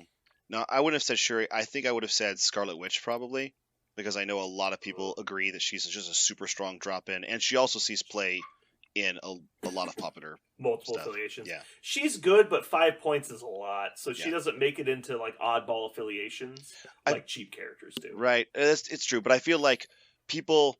There are so many affiliations that like her that aren't even like her affiliations, right? Like we just talked about, like X-Men really like Scarlet Witch. Guardians of the Galaxy can play Scarlet Witch. So I would say I would have said Scarlet Witch because there's no, the first two are not beaters. So I wondered if there's a beater. Jeremy, what is your choice for number 3? Just kind of scrolling this list here and trying to remember who's who. I'm on the Ghost Rider train, and I think a lot of other people are too. People see it. Yeah, Ghost Rider would have been a good pick. As a 5-point drop-in for any list, your list is probably made slightly better. Yeah. If you have a 9-character roster and the 10th character is Ghost Rider, I defy you to logically argue that it is a worse list. Mm-hmm. Like if your argument was I have nothing but 5-pointers, then you're like, yeah, I guess. But how did you get to 9 5-pointers and not already have Ghost Rider? I feel like Ghost Rider is even a more. I feel like he is to 2022 what MODOK was to 2019. Yes. Where you're just like when you put him down, that's a you're good like, point. oh god, he spent 5 points on Ghost Rider. Oh no. He's not as oppressive, but there's also more models in the game, so it feels like an apt comparison. Right. But at the time, considering there's only like 3 5-pointers, it was like, yeah, obviously MODOK. Yeah. And one of them was Thor, and the other one was Angela. Get fucked. So like, this is so terrible. It's like not even a close decision. I think for gaming experiences, at least MODOK rapes you hard and fast. Mm-hmm. Ghost Rider makes the entire game miserable. Mm-hmm. Like for everything. Well, if I had told you, like, what's the answer to beating Ghost Rider, you're like, there is no answer. There's like, no that's answer. the problem. It's the same problem with MODOK. How do you beat MODOK? Use your MODOK better than your opponent uses their MODOK. That was the answer. And so rough. Bad. All right, so moving on to the reveal.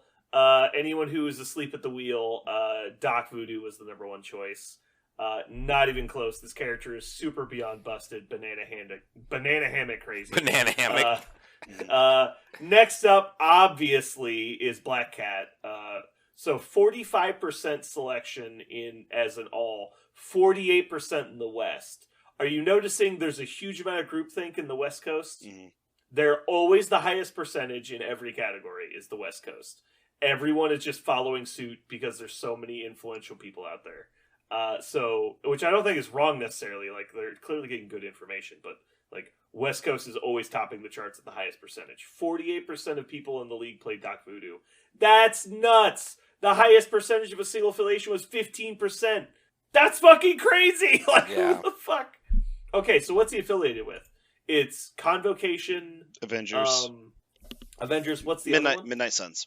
Midnight Suns. So Midnight Suns was 9%. Convocation was 8%. Avengers was 15%. That's less than 24, 30%. 32% total market share. He was 45%. So he's a good drop-in. Deal with it. So he's being played in 10% of lists that aren't affiliated with him. Yeah. That's huge. Just gonna splash a Doc Voodoo. That's 30% more than the affiliations he's in. That's crazy. And that's also assuming he's in every Avengers list, which is clearly not true. Because people are playing Sam Spam. And they're not playing Doc Voodoo. Like, something that we've always said, or at least I've said, is most 4-point characters suck dick. Like, and he is awesome in every way. So he would be good here's at your 5. 4-pointer. Oh, he would be good at 5. That's at 5, we'd be like, man, 5 points. That's a hard spot. Good. Yeah, that's a tough spot to fight for, but I'm still taking him. Because he doesn't have the stat line of a 5-pointer. Yeah. That would be the argument. Well, he clearly doesn't have a stat line of a 5-pointer, but look at possession. Like, who cares what his stat line is? Like, it's so dumb. This guy needs to get fixed. So moving on to other honorable mentions. Well, no. We have to mention the third. We all got wrong. Oh yeah, that's why I'm going. Okay, go for it. It's okay. Honorable mentions because Brotherhood was so popular. Toad made it in as the number 1 choice for 3rd place. Number 3rd choice, the next best choice. But obviously, being a 2-pointer that's very like stat line efficient, that's going to be a pretty popular choice across the entire game. Moving on, Bullseye, another good choice. I'm surprised Bullseye was so high with Criminals only being 11%, because I didn't realize so many people were taking Bullseye out of affiliation. I think it's because that's also like new hotness thing. Like he's maybe. Yeah. But honestly, I think 11% of the affiliations being Criminals actually kind of surprised me. I'm surprised how flat it is, honestly. Like, Avengers are number 1, but as we talked about, like, they're only 50% better than Web Warriors, which is actually surprising to me. So moving down the list in order after Bullseye, we have Lizard, Juggernaut, Rogue, Scarlet Witch, Hood, Rocket Raccoon, Mystique, Zemo, Honey Badger, Ghost Rider. A lot of pretty staple characters there. And once you assume that Brotherhood was one of the most popular affiliations, a lot of those make even more sense. I'm actually really surprised and impressed. I love my Hood. I love Hood. I'm really happy that he's up high. I think he's super fun. Yeah.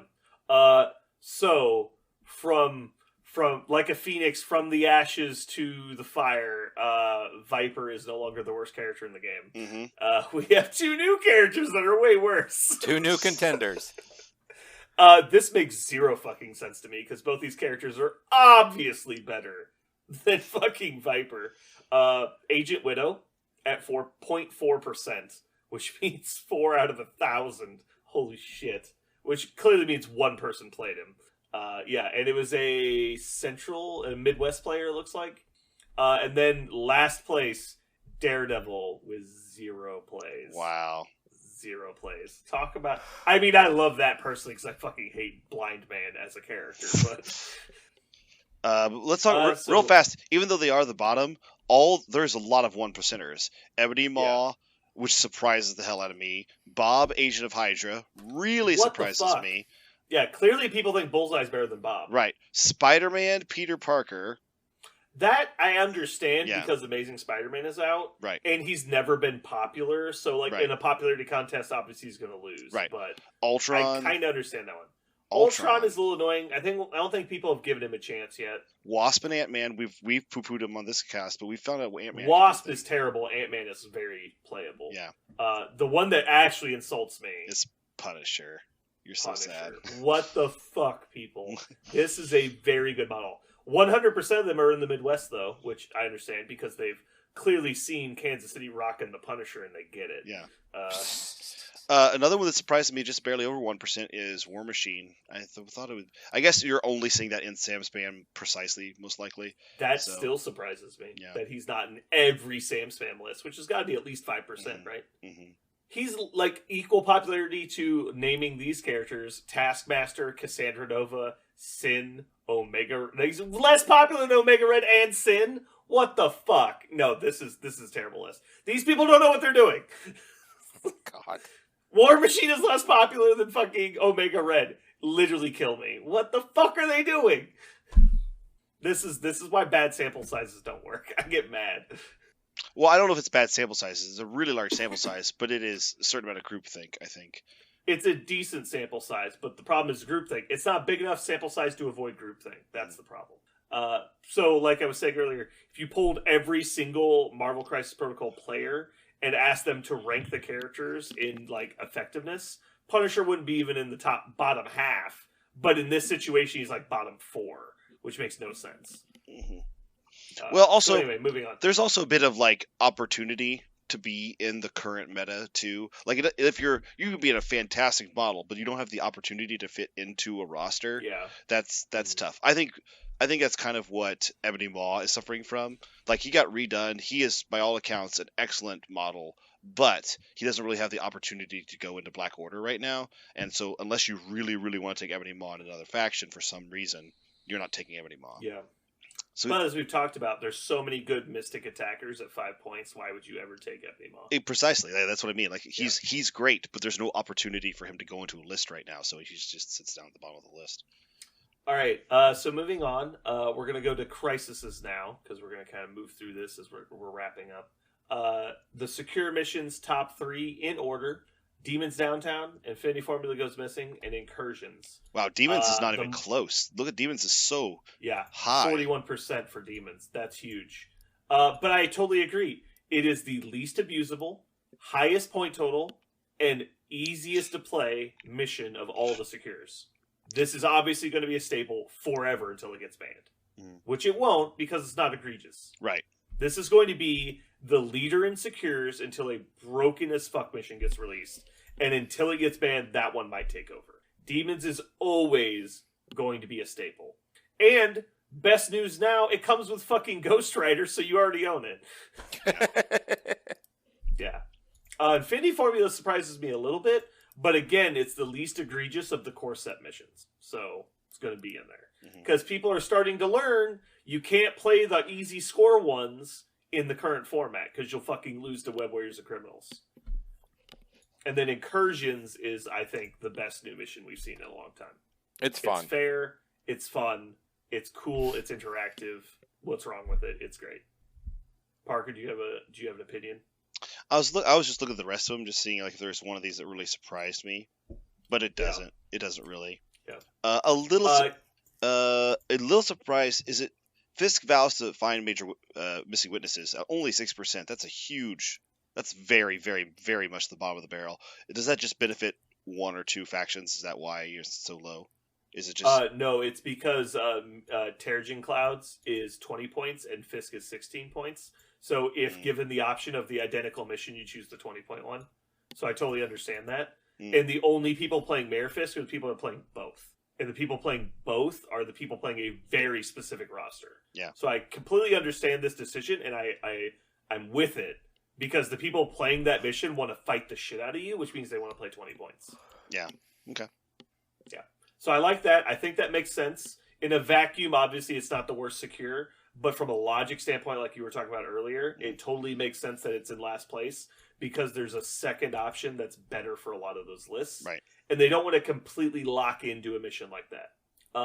So going down past third place, we've got Mutant Madman, and then Gamma Wave, and then Riots. Gamma Wave dropping noticeably because it used to be, I believe, in the top 2. That makes a lot of sense with the new random mission selection. People are starting to get away from it because they're realizing they're trapping themselves in a fight mission way too often. So I think that makes sense. It's only 15 points as well. A lot of times that doesn't Also, help. only 15 is not very appealing. All right, so moving on to extracts. First one, we've got Fear Crypt's world as worthy terrorized citizens. Not even People, close. what are you doing? 60%? 60% of lists People taking want- worthy. People want to fucking join fight clubs. That's the only thing that makes sense here. They Oh just wanna man, fight that's so people strange. in an underground Why basement. why is worthy? Okay, so worthy is the highest by far, and the most popular models are Black Cat, Voodoo, and Toad. Like It's like they don't understand the mission selection process, right? it should be. Now, part of this, Ugh. maybe it's an anti-Voodoo and Black Cat's choice. Okay, Maybe that's the case. okay, because somebody might get. Well, wait, I guess. Because if Voodoo starts picking up hammers, he can't play Tactics cards at least. And if you get hammers, you can... No, it doesn't make... It still doesn't No, work. Yeah. no. Because the problem is always the winner wins more in Worthy, which means you can't come back, which means the lucky player wins. Well, Yeah. also, Which is why I always say don't take it. well, there's one reason why maybe. Okay, follow my logic here. Could Voodoo be interesting and Worthy, or maybe possible to as an advantage on Worthy? Because Worthy tends to stack, right? It tends to make tower characters. Like one character tends to gobble up all the hammers at the end. It turns And- everyone into a glass cannon. Right. And so eventually Ghost Rider or Hulk or somebody has 4 or 5 hammers. And then I guess Voodoo is one way, if he's still on the board somehow at that point. Voodoo is one way to say, okay, I know you normally would win right now because I can't possibly get close to your Ghost Rider or your Hulk, but I'm just going to make Brother Daniels, you just drop them all. Yeah. Drop them all out of activation, deal with it. Right. The problem is that if they actually have a character that has 4 worthy hammers and they get priority, they just kill Voodoo. So, but yeah, I get it. Yeah. The problem is, again, it always breaks down to the person with priority wins the game, which is not fun. Another thing is, with Voodoo, you could preempt it, right? If you saw their Hulk or their Ghost Rider, then you're like, okay, well, you're not tower building that guy. Here's just Brother Daniel for a while. Yeah, I get. No, definitely. Now there's characters that hard interact with extract tokens. That is definitely brings it into the option. But the natural conclusion of this is everyone plays Worthy and everyone plays Doc Voodoo. Yeah. And then we're back to ground one where it's like, okay, whoever's Doc Voodoo dies to random attacks first loses the game. Like that's not fun. Because this is, and by the way, this is a horrible option for Black Cat. Black Cat hates Worthy. Yeah, Black Cat hate. That's what I'm thinking is that people are choosing this because it fucks Black Cat. Yeah. That was my thought initially, but then as you brought up, Voodoo also throws a wrench into this. But it's not like they're screwed because they have Black Cat. They just don't play Black Cat on this mission, and then you have to deal with another 3-point character. like X-23, and X-23 gets 3 hammers, and you're like, fuck me, like, this is stupid. Anyway, moving on, Worthy, number 2 is Alien Ship, I totally understand. Research Station, I totally understand. People just want to fight in the middle, I get it. And then moving on after that, we have Deadly Legacy Virus Cured. I like that it's starting to drop down a little bit. It's about in the middle of the pack now at number 4, 30% play rate. This is a very abusable mission. It is the most abusable that's currently in the format. Spider Infected Made Manhattan, a nice fair go wide mission, I think. Skrulls Infiltrate World Leadership, which is basically just the baby version of Alien Ship. Strangle for the Cube, Wakandan Herbs, Mutant Extremists. I'm surprised it's so low. And then Montesi Formula really surprises me it's that low. How is Worthy number 1 and Montesi is last? I literally don't understand. That's what's weird. I really like the middle of this list. It feels very bell curvy, but the top and the bottom seems backwards. seems like reverse world, because in a world where people are excited to play, Demons Downtown, just a super simple 3 different points. You can't score 1 million points. Here we go. And why are they not also playing Montesi, which is it feels to me like the extract version of Demons Downtown. Here's just 3 things. They sit on here. You can't score. Yeah. You can't tower make on a giant character. You can't run away with the game by having 2 characters with books. Like, here you go. It seems okay. So follow this. Secures are much more middle and top heavy, and extracts are much more bottom heavy in the distribution. There's, I think, 1 less extract than secure right now, maybe 2 less. Mm-hmm. But the highest secure is 41. The lowest secure is 6. The highest highest extract is 60. The lowest extract is 18. So the middle is very thin, and it's very close, because from last place to 3rd place is only a difference of 12%. Right. But on secures, 2nd place to last place is a difference of 28%. Right. So it's very weird. All right. So finally, let's do tactics cards. Shout out to one of our listeners, Jake. Jake called it Indomitable number 1. Yeah. 66% of all lists had Indomitable. And shout out to Europe. 72% of players had Indomitable on their list. It wasn't even legal for the entire league, was it? Mm-hmm. It's right. It is. What do you mean? How long did the league last? This league? It's not done. It just started. It's not done. This is like it just started. Yeah, this is the initial information. Okay. This is the initial. It starts this week. Mm-hmm. Okay. So this is everybody's stuff. I was under the impression this was like the last month. No. Months. Okay. All right. That's fine then. So 66%, 72% in Europe. Wow, Indomitable. We knew it was going to be good. That's huge. MedPack, Brace for Impact, and Field Dressing are 2 through 4. All restricted cards, or else they'd obviously be higher. That's crazy. 3 restricted cards come in 2, 3, 4, and Indomitable beat all of them by a fair margin. Well, actually, that's not crazy. That makes sense, right? Because you're automatically losing. It'll reins them in. Yeah. But the fact that, like, how many lists have you seen that don't run MedPack in, like, the last 6 months? It's pretty low. Maybe a handful. Pretty low. Maybe a handful, yeah. So MedPack, 64%, very close. Almost beat it out even being restricted. Brace for Impact, 49%. Field Dressing, 44%. Field Dressing with a big resurgence there. It was much lower last time we got stats. Then coming up next is Sacrifice, which I believe is an attempt to keep Convocation characters alive. I don't remember. Advanced R&D has a big resurgence.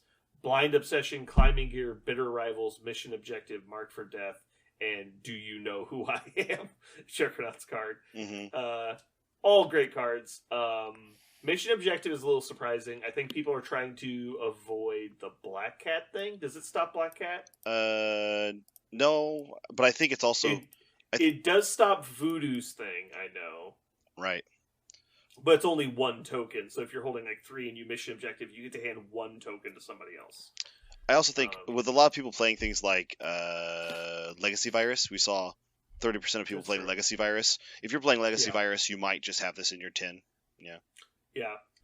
Web Warriors and Criminals were both, I think, in the top 5 affiliations, which those guys tend to play these more than anybody else. So Yeah, Criminals and Web Warriors both in the top 5. Not surprising there. Ooh, I love seeing Exceptional Healing at 14%. That's pretty high. I like that. Yeah. Oh boy, there's a lot of zeros. I'm gonna honorable mention all these zeros real quick. All of these cards didn't get played, and Oh gosh. let me double check. Ooh, the best card in here is Uneasy Allies. So from top to bottom alphabetical order: Attilan Rising, Banishment, Blood Red and Personal, Fearful Symmetry, Heave Ho, Magnetic Crush, No Escape, Psychic Fortress, Red Room Training, Reversal, Sucker, Tactical Maneuvers, the Air Force, Thunderwave, Unearthly Rage, Uneasy Allies, and Web Barrier were not played in 270 people. And they were mostly correct. These cards are terrible. The only decent card in here is probably Uneasy Allies, which has really kind of gone away at this point. You don't have enough tactic slots for it. And the next best one is Tactical Maneuvers, which is the reroll defense dice one, right? Mm-hmm. Pretty sure it's reroll defense dice, which is the worst of the reroll cards. Yeah, so bad. And then character-specific cards. Number 1 was Age of Ultron. It's number 1 because it was in all 3 of the 3 lists that played Ultron. So this is percentage of available plays. Number 2, which makes much more sense, is Deception at 44 of 46. Number 3 is Heroes for Hire with 57 of 61 possible plays. Number 4 is Lethal Protector with 35 of 38 at 92%. And then Carnage Rules 8 of 9. Yeah, this was pretty fun. I like this list. Juggernaut. Wow. Juggernaut had a big showing too. Yeah. But he's such a fan favorite that makes sense. Yeah. Juggernaut, do you know who I am? 60 of 69. I think is the single highest of any one character card. Okay, guys. But again, he came out this week, so... All right, guys. Craven the Hunter got played 10 times in this league. Yeah. How many times do you think they played Fearful Symmetry? 0. Yeah. You are correct. It was 0 Nice. times. Damn it. I didn't even cheat. We already knew that because I just named 0 on the last one, didn't I? Yeah. The one that's more disrespectful, Magnetic Crush, which I love in concept, but is a terrible card. 0 of 33 options. That's insulting. Hey guys, somebody played Anger Management for Hulk. Yeah. Oh my god. One person. Oh my god. They did it. Seance. Dr. Voodoo only. 9 out of 124. 124. 124 available plays. 7% rate. Oh my god. Oh my god. All right. The I next. don't even know what this card does. That's how bad it is. I have to read it. It's got to be absolutely terrible. While Doc Voodoo and his brother Daniel token... has his brother Daniel token. Add 2 additional dice instead of 1 to his attack and defense and dodge rolls. When adding dice for crits... his crits explode for double. And then while another character has his brother Daniel token, that character does not add critical dice. Bleh. That's pretty bad. Not as bad as I was expecting, but that's not good. I like these charts down here at the bottom. They're cute. They're kind of fun to consider. Yeah. How about this? Air Force. No available plays. Nobody played Captain America Sam and Captain Marvel in the same list. No, that's right. Captain Sam. Yeah, no one played both of them together. 19 people played Spider-Man and Venom, and none of them took Uneasy Allies. I think the stat here that is insane is there is a human being that took Rocket and Groot and refuses to play Deadly Duo. There's one. He knew it was too good. I ain't playing it. I ain't playing it, bro. How about this? Excuse me. How about this? 17 players played Green Goblin and Doc Ock. 100% of them played well-laid plans. Yeah. Well done. Good job. Which I don't think I've ever seen actually played in a game. Yeah, you have. I played it once. Did you? Mm-hmm. Okay, there you go. Did you actually play it? Yeah, it went off. Or did you have it? No, it went off on turn 4, and I ended up KOing like 2 people and scoring like 2 or 3 points. It was awesome. Okay, I don't remember this. Scored 1,000 points. It was Game amazing. over. It was the whole game. I well laid my plans, and they came to fruition. It was awesome. Mm-hmm. All right. Well, this is some fun info. I like a lot of this stuff. Is there any other honorable mentions you guys want to throw out there? I'm a little sad that 24 people actually played some Captain America and Winter Soldier, and only 4 of them played till the end of the line. That makes me a little sad. I think that's about average, actually. But yeah, I wish that card was played more. But the fact of the matter is, you don't really put, because when you're playing both of them, you're generally playing Sam, and Sam isn't where Bucky is. So Right. I get it. Yeah. All right. So let's move on to Parker. Do you have a comic corner for us? Yeah, it's kind of a fun one. All right. Go ahead and hit us with some comic book knowledge. Okay. So this one is really out there, but this is actually is for my boy Jeremy Constance, because I know he was a big New Mutants fan before X-Force was X-Force, and it was New Mutants. Give it to me. So this is not super classic New Mutants, but I think you would really dig this anyway, because it's the original. It's a lot of the original squad. So writer Zeb Wells basically picks up the New Mutants, and he does a really cool run with them. And this is the conclusion to a multi-part saga. So this graphic novel is called New Mutants: Fall of the New Mutants. And so what you need to know, a really cool lore kind of background, is it's centered all around magic. So if you saw magic in this game, she has a soul sword. She's like part demon sometimes. She's the empress of this other dimension. What the fuck is magic, right? And so this series goes through a lot of magic's past and how it intertwines with the X-Men, and how she basically uses all of the mutants that are in the New Mutants, of course, are her core team, and the extended X-Men, and she manipulates them constantly to her own ends to, satisfy some awesome plot of hers. And that's what this whole comic is about. I'm not going to go into every detail, but a couple highlights that are super cool. It involves a government agency of humans that have found out that Limbo exists, which is her home dimension thing that she runs, and that the rules of physics and time don't apply there. So if you go to Limbo, you can stay there for 6 months, and it only takes like 20 minutes on Earth. And so they decide they're going to steal some mutants, and go into Limbo and create super soldiers out of them, right? And so a long time ago, the X-Men found out about this and tried to stop this whole thing from happening. And they thought it was done, right? They clapped their hands together, brushed the pants off, and said, "Good, we dealt with it. All the bad guys are gone. All the mutant babies are saved. The end." Well, as it turns out, not the end. And that group becomes embroiled in the political situation in Limbo. And then, of course, Illyana Rasputin, Magic, is going to manipulate the X-Men into helping her take care of that. Oh, and also, Illyana's ticked off because a long time ago she sold part of her soul in this deal with some ancient gods, and the gods want their parts of her soul back, and so she doesn't want that anymore. And so she's going to use basically all of mutant kind as a giant bullet and shoot it at these ancient gods. And if you want to know how she gets that to happen and how it's resolved, really good story. Featuring, of course, Magic, but also a lot of the other New Mutants like Cannonball, Doug Ramsey, Warlock, Sunspot. It's really fun, and it's a really cool Magic, mutants versus Magic versus humans who hate mutants, like a super traditional kind of story.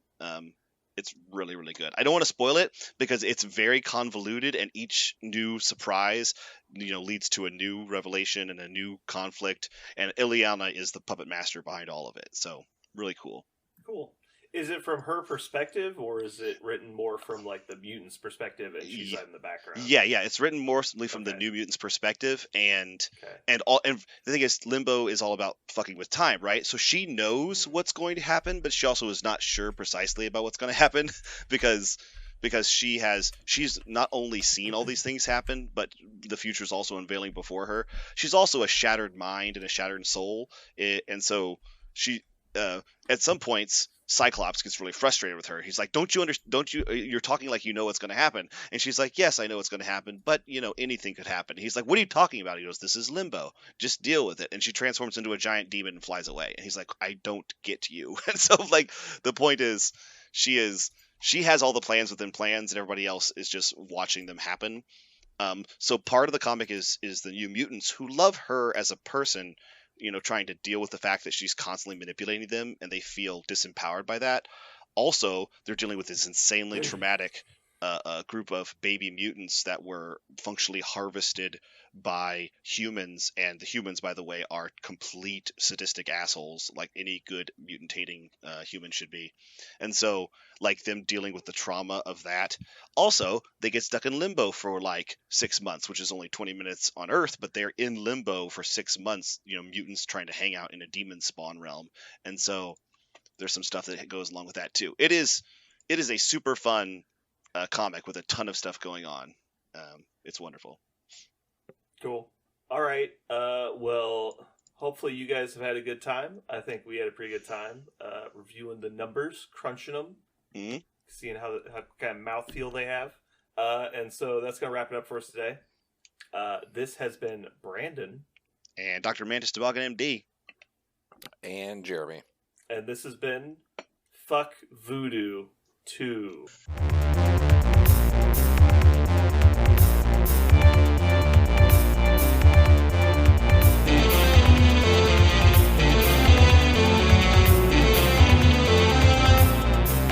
So what are we going to call this thing? I got it. Okay. Incredible, new, fantastic, astonishing, mighty, original, uncanny, sensational podcast. I'm just going to put down infamous.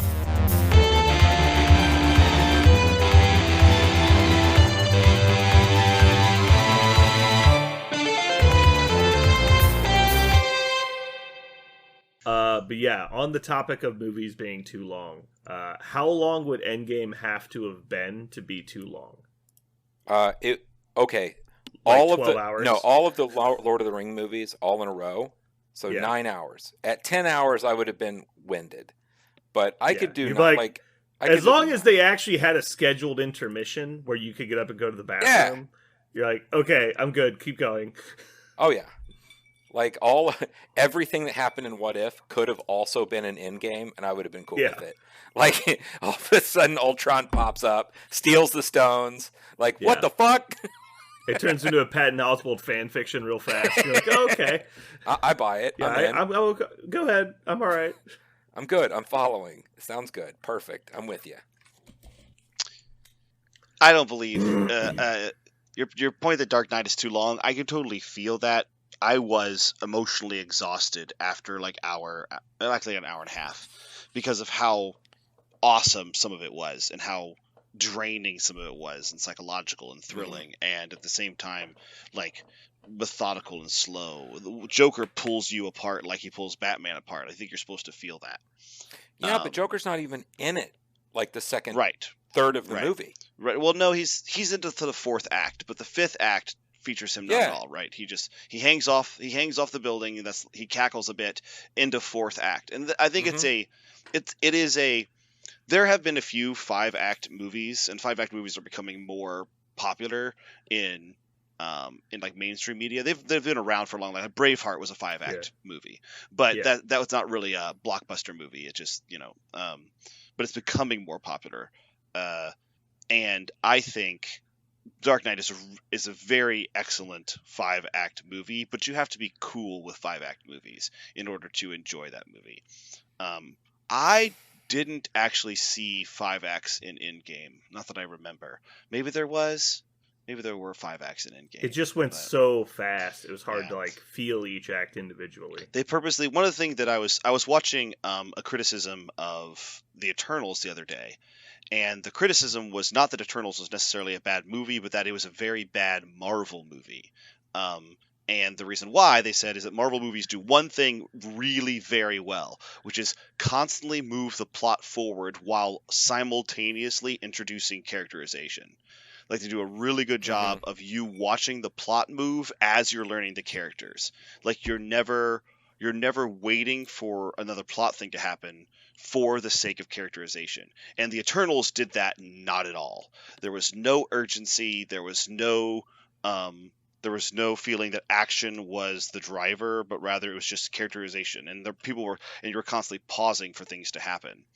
And so, and for that reason, I recognize then movies like Endgame. Even if Endgame was a 5-act movie, it didn't feel like that because it was constantly moving.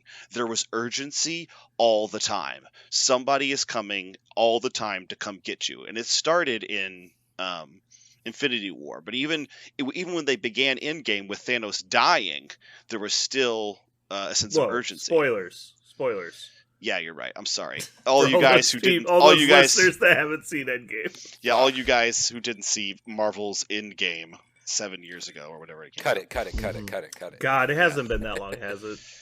It's been a long time. Yes. Game release 2019. So sorry, Okay. 3 years ago. April though, so it's been 3 years basically. Yeah. Oof. God, remember before COVID happened? That was cool. Yeah. So I started watching Eternals last night, and I was like, you know what? I'm kind of awake, and I'm going to lay here in bed, and I'm going to try and watch it. I saw some stuff with water dogs and people with magic, and I fell asleep, and I have no interest of following that up. No, never do. It's not magic, it's science. Oh, Yeah, excellent. it's not magic. By the way, So- spoilers, all of the Eternals are actually robots. I have And heard none that. of this makes sense. Yeah, that's okay. That's fine. So another story Mhm. based on Braveheart, because you brought it up. Mhm. I worked at a movie theater when that came out, and I was actually a projection booth guy. Oh, wow. Yeah, I was a projection booth guy, and we had to. I don't know if you've seen how movies used to be done. I don't know if they still are, but No, they're all on- digital now. You don't have to Yeah. switch things anymore. Yeah, so we had to switch these palette thingies, and yeah. it was miles and miles of film, and the film was in these giant rolls, and you'd have to put them together, and I'd have to physically lift these things up, put them in machines, and tape them together. So you'd have reels, 1, 2, 3, 4. Braveheart had 6 reels or something Yeah. crazy. Mhm. Most had 3. So I put them all together, and then at midnight we would always have to watch them. So if you've ever To gone to make sure it wasn't fucked up. and if you knew someone that worked at a movie theater, you'd always go and you could do those things. Anyway, we're watching it, and an hour in, and if you remember Braveheart, it starts out where he's a kid, right? Yep. And he's running around and shit. Mhm. And then you see the little cigarette burn dealy, which means you're about to switch reels. And Yeah. you're watching for that. And all of a sudden it clicks over, and he's an adult walking over the hill. I was like, Mhm. oh, And so you fuck. fucked up. Yeah, I Yeah. was like, so I had to watch it for another hour and a half to realize that wasn't fucked up. I thought I was going to have to go back upstairs and unwind the son of a bitch and have to do 3 hours of work and then Mhm. watch it again. It just lined up perfectly with the act change. It does. It does. He Yeah. comes over the hill as Oh. an adult. It's like, oh my God, holy shit. But yeah, that was my little Braveheart story. Like, thing. dude, we missed 18 years. Dude, I was so freaked out. That freaked me the fuck out. It's like the Bible. He just disappears and reappears old. yeah, and he Mhm. does. He disappears as a kid, and then He's it like clicks Scottish reels, Jesus. and then he suddenly walks over, and it gets into the scene where he forgot about the rocks, didn't he? Yeah. Mhm. I think Braveheart is probably my favorite movie all time. I think it It's makes a lot of top lists. Yeah. It's so good. It has everything. It's a drama, it's an action movie, it's got funny parts, it's got a gravity. It's not, historically accurate necessarily, but It's a overly- documentary filmed in real time. These are based on live footage taken during the Scottish War. You're like, what?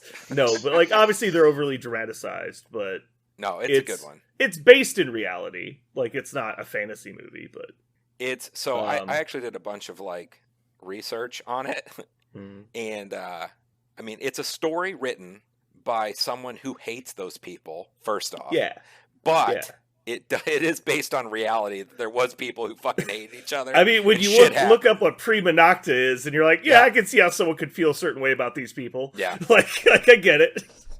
But really, the big character that was important was Robert De Bruce. He was the important one that really wasn't in Yeah. the story Yeah. that much.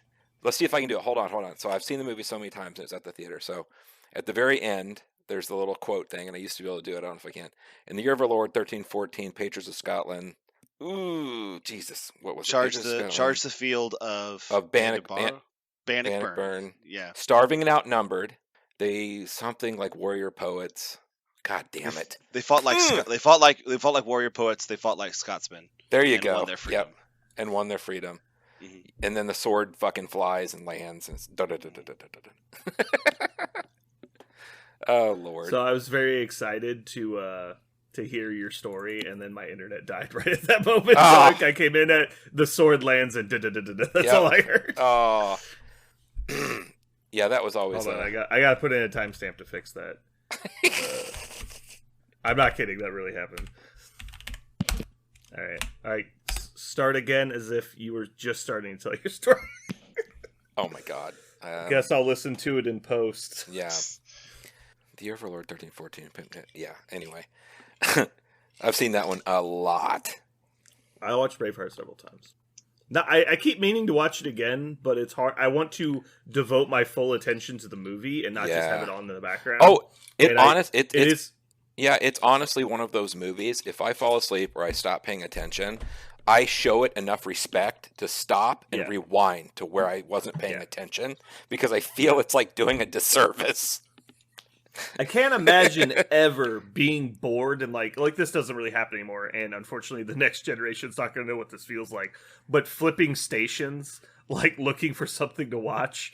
And if Braveheart was on, you just put the remote away. Like you're not changing it. You're going to watch Braveheart to the end. Like it was like Jaws. Like you'd come in halfway through Jaws, like you're watching Jaws now. Like for me, nothing else. The movie for me that's like that, and I can't stop myself, is Shawshank Redemption. I can't not watch it. Like I'm like, oh, Shawshank Redemption. So I don't know if you guys are aware, but I do this thing where I jokingly mock what people like to try and get a rise out of them. I don't know if you guys have ever noticed this. Yes. That's why I never know. Okay. I never know how to approach your bullshit. Introduce something you like. Yeah, Like, yeah. I like this thing. Tentatively approaches the topic. Mm-hmm.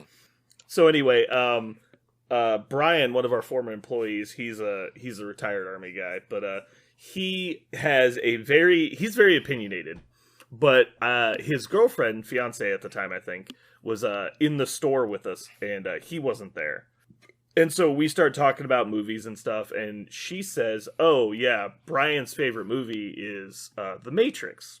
And I immediately say, it's like, oh man, I'm gonna remember that and troll the fuck out of him later. He goes, why would you do that? He's like, oh, I love doing that to people. You tell them the thing they love is trash, and they immediately get defensive. Oh yeah. But they get so blind about it, they don't see you're fucking with them for several minutes. Mm-hmm. And so then she goes, oh, okay. And so I was like, as an example, The Matrix, I'll tell her how about it was an over budget garbage blockbuster movie about technology, and then he'll get extremely furious and start arguing with me, and she's like, oh, that's weird. I was like, well, like, what's your favorite movie though? Like, he likes The Matrix, what do you like? She's like, oh, Shawshank Redemption is my favorite movie. It's like, you like the movie where the guy crawls through shit? And she's like, hey, that's not what it is. I immediately trapped her in the argument, and then I just stopped talking. She's like, oh, I see. It's like, yep. So I'm glad you brought up Shawshank. That was fun. Mm-hmm. It is funny trashing something that somebody loves just to trash it for no reason. Yeah, just to see how they react, because you can. You will learn more. It's funny because you'll learn more about how much they like it by you saying it's bad than agreeing with them. Oh, I do it to my dad all the time. Everything he says he likes or is cool or whatever. It's trash. If it's a movie, I'm like, that's trash. And just start like that. Fucking movie. Just call it trash. It's good enough. Like that will usually come burning back at you, and it's so funny. Because it doesn't fucking matter. Why would I care so much about something that you love? Like this stupid. It's like a debate. It's like a debate show. It's like we're doing Skip Bayless and Shannon Sharp right here, and it's like, oh no, the thing you like is terrible for no other reason than you like it. Oh God. Can you guys hear me? Okay. Yeah, you're great. I readjusted my computer setup, and now my microphone cord doesn't reach as far. Here, I'm going to try something else. Hold on. I mean, it's working fine. Why not? Fuck with it. How about now? Can you hear me? Can you hear me the same or better or worse? Same. Keep doing it until it's ruined. All right, how about now? Can't hear you at all. Okay. My lines look better now, so I feel like this is better. Okay. No, it's the same. Am I louder? I don't think so. I think it's all the same. I feel like I should always be louder. I'm gonna turn my volume up. Oh my god. Do you feel like you're there yet? Are you good?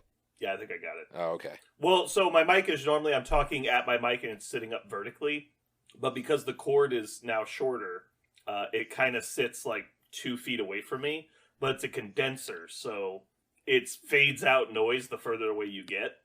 Okay. It will only register close noise, really. And so because of that, like my track looks much quieter, and I have to amplify myself a lot in post. And I've been worried that's been fucking up my audio. So I'm going to try it like this, where I've turned it horizontal, pointed at my face instead of standing up talking at it. And so I just want to make sure it was 360 degree and not a directional mic before I just did it. Gotcha. Okay. So Parker, did you take your wife to anywhere Valentine's Day, E? Or do you guys do that? You believe in it? No, we don't. We do not celebrate Valentine's Day. We do it for the girls, so we got them like a little, gift, and they go nuts. We had to spend hours the day before Valentine's Day getting all the stuff ready for the parties at school and that kind of thing. But that's what we do. We never. The only thing we do like that is on anniversaries we will. We always go out and buy something that we both want, like a new couch or a new TV or something that we don't need. It's not broken, but we want one, and so that's how we go kind of on a merchandise date. We buy something for each other. That's very pleasant. It is nice. That's so homely. Yeah, but we don't. So if you guys have a third kid, are you going to go to one of those like test tube clinics or like? We're not getting a third kid. That's not happening. Okay. It seems so impersonal that I assumed you were gonna just like avoid touching each other for the rest of your relationship. We do, like, I constantly buy her flowers. We constantly give each other little presents and stuff. We've never really bought into the Valentine's Day thing. I think when I dated her, I did something Valentine's themed. But that's the last time I think I did something like that. When we got married, we've never done anything like that. We go really big on birthdays and the big holidays. But no, we don't do anything. Our other thing is we periodically go on vacations together. That's our favorite like romantic thing we do is we'll send the girls to grandparents' house and then we'll go somewhere for a week and that's have awesome. A lot of fun. Yeah. This is the first Valentine's Day I've ever been in a relationship, and of course it lands on a Monday, and I'm working a 13-hour shift, so nope. So you blew it. That didn't work out. You blew it. Yeah, basically. So you fucked up. Yeah. Thanks, Steve. Well, I went out and we had, I had a dry steak and 3 tiny shrimp for like a $40 plate. Not satisfied. Oh, you 2 stars. said dry steak, and I was like, does he mean like dry aged? Then I realized you meant a bad steak, and I was like, oh. Oh, I thought you It took me a second. We go out because and have Kansas City, that traditional. Unless you go to Applebee's, you're not going to get a bad steak. I thought you meant like that traditional Polish dry steak, and I was like, that would have been reasonable. Yeah, that'd be reasonable. I was like, surely he didn't mean he went to like Applebee's, or Outback. No. I remember the day I realized, because I'd never eaten steak at a restaurant. I always had steak at home. Mm-hmm. And I remember the day I realized that there's a difference where you buy your steak and when you go out to eat. Because we went to Outback, and my friend ordered like a 6-ounce sirloin, and it came out, it was literally a hockey puck. Like, he couldn't cut into it. He was like trying to stab it with his fork and couldn't even get it on the end of his fork. It was rolling around on his plate. I was like, what the fuck? It's like, this thing has clearly been frozen for weeks. Like... I ordered it. The thing I ordered, it was on the Valentine's special menu. So that's what I ordered. That was their special, and it came out like that. And I was just like, y'all fucking blew it. Like. Where did you go? What was it called? It was called like Heritage Farm Grill or something in Leawood. Oh. It was a hoity-toity type place. Yeah. Because I enjoy going to new restaurants and kind of checking them out and seeing what they got. Yeah, but if you're going to pay that much for something that's in a nice area, you expect it to at least be, like, tolerable food at minimum. Yeah.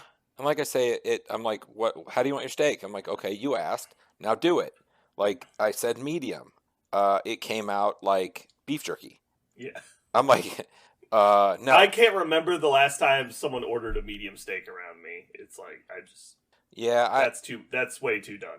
Well, I sometimes medium rare is too rare. Like yeah, whatever. You can't uncook it, Jeremy. You can always cook it more. No. What? Ugh. I would much rather eat a cold steak than a tough steak. I like my steak rather it wrapped in just be banana leaves and correct. put into a semi-warm hole in the ground. That's For like 45 minutes. Just long enough to ruin the whole goddamn steak. I don't know. Medium is like 4 minutes in the microwave or 2 minutes. Hold on, I don't know. Wait. Parker, are you insinuating that Jeremy's father actually wrapped the pig? Yeah, I know. Didn't just I bury know. a bloody pig in the hole? I know that's what he did to the pork. I'm trying to draw the analogy that the steak is not just an actual steak, just frozen but put underground. No. Jeremy, did you see them dig up this pig? No. I'm curious now if they actually put coals under the ground or if they just Oh, buried a cold hog and took it up and ate No, there was actually coals. I saw the coals. it. Okay. Did they wrap it in banana leaves? I think it Or was did wrapped they in like foil. wrap? It was Yeah. just a lot of foil. It's okay. Reynolds Wrap will save us. Yep. You got it. I'm actually crying. Oh my god. Remember when next time I come to your house, I'm gonna ask you if your dad cooked. Like, or if it was you. Oh God. Oh man. All right, it's 10 o'clock. We got topics. Let's roll. No, there's no topic. We got to make serious content. We have people that are excited Oh, about this shit. content. I'm curious. I need to check if we got a message from our guy in Croatia or wherever it is. It's not Croatia. It's in the English channel. Jesus. What is it? Hold on. Is it Guernsey? I think it was Guernsey, yeah. We got to go All right. check Guernsey Watch 2022. I have 2 new comments in my inbox. Let's see. Oh, Lord. Oh boy.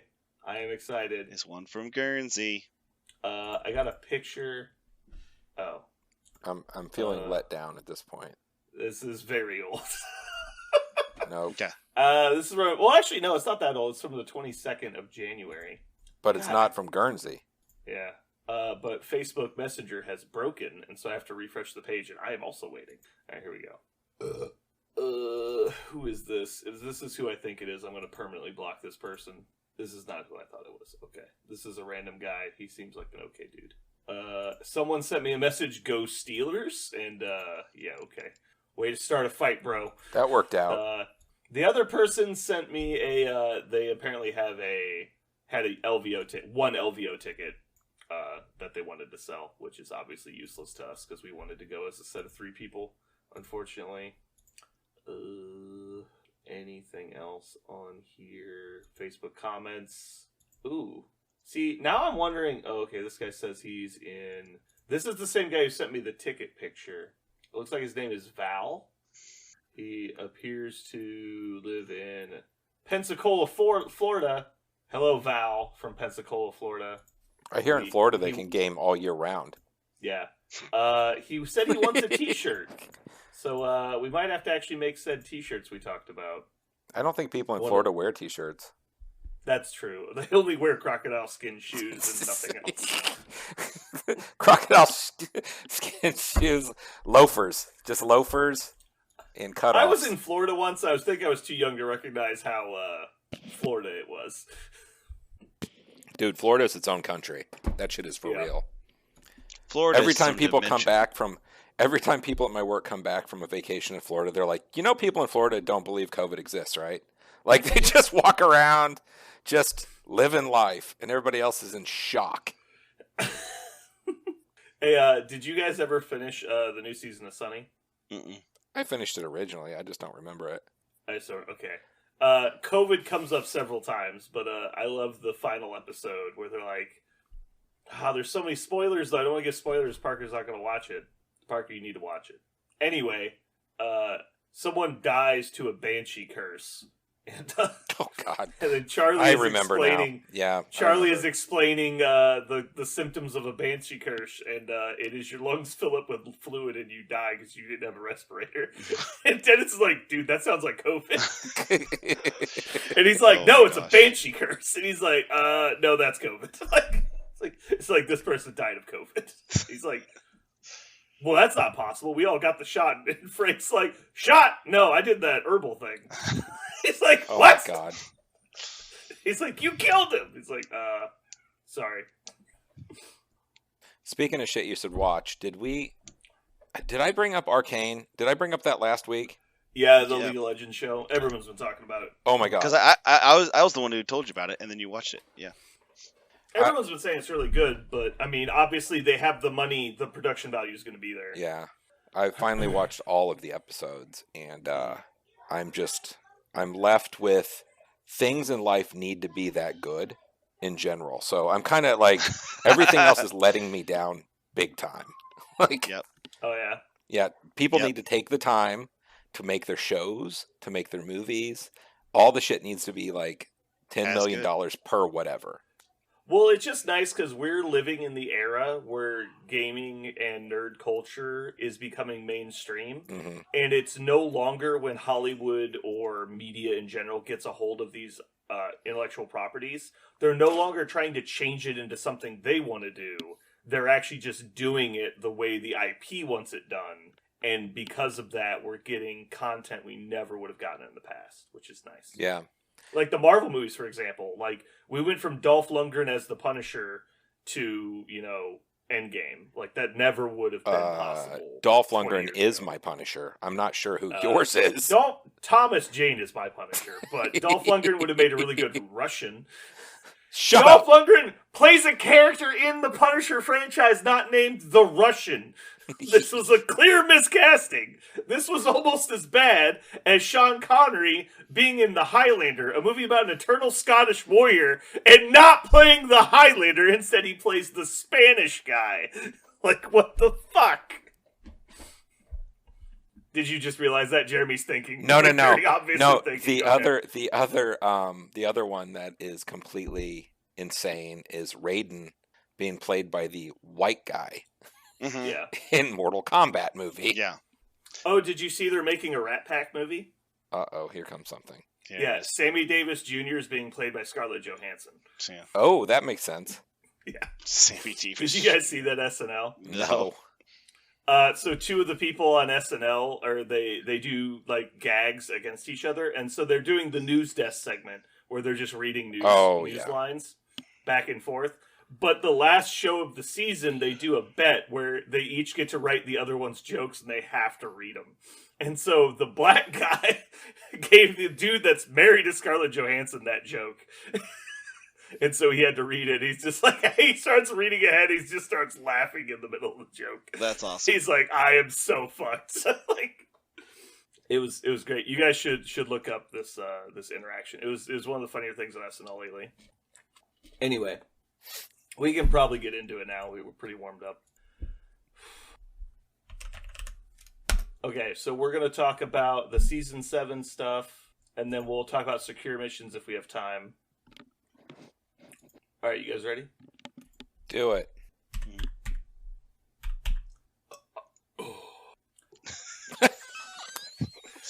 We did it. An Part- electric boogaloo! Complained about Voodoo twice. Part 2. We did a really good job of not Part duh. really just scraping our scrotum all over it, but Also, I get to use like the 2 with 2 O's, so it's Voodoo 2. mhm. It's all one word. Next week will be fuck Voodoo 2. I have a quick question That'd for be you fun. guys. Yeah. I know I can put them in my roster and stuff, but when do you play Gambit? I've been The correct answer is when you have no other legal options. Yeah. And, rogue. You feel like your rogue is so powerful, you feel bad for your opponent. I don't know. He seems okay. I haven't gotten to try him yet. okay. I think he's gonna be really good in Brotherhood because you get so much power. Does he get so much power though? I mean, you're usually trying to give power to people in Brotherhood. Because he will get so much power, so he'll get to do all this stuff. Is what you meant? Yeah, no, he's not going to generate more power. I see. Actually, I do think in Brotherhood he'll feel really good because of that. He'll get lots of power, and he'll give everybody stealth for a turn. That sounds really cool. By the way, the fucking first world problems. There's about 35 tactics cards you can play in Brotherhood now. Yeah, because all the rogue stuff, all the Gambit stuff, all the Colossus stuff, all the Juggernaut stuff, all of the Brotherhood stuff, all the Scarlet Witch stuff, all the Magneto stuff, and all the Quicksilver stuff. It's like, fuck me, there's so much. Yeah, they've got a billion tactics cards. Not to, like, I was like, can I actually play Brotherhood and not play Deception? Like, is it okay? Like, if I got Deception for Books of Truth or Magnetic Refraction? Like, there's so many cards. Oh, by the way, I didn't mention this in the cast, but Books of Truth was actually played really low in the currently. No, I think you end up cutting it a lot because a lot of your attackers have rerolls anyway. Right. Okay. I think this one, it's pretty obvious it was coming, so it's not a surprise that I'm telling a joke. Okay. Did you know that God initially planned on using wasp to make honey? But in the end, he went with Plan B. I like it anyway. Yeah. No, I knew that one was locked and loaded. No, I like that one a lot. Plan B. I tried the other one twice and it still didn't work. I think I cut it from last week. I did it so badly. I cut it. But Plan B, that's just quality. I feel like that one needs the husky face, the big husky smiling like sideways face. Like that's called Dad Joke Doge. Yeah, we need the husky face for that one. Yeah. Mm-hmm.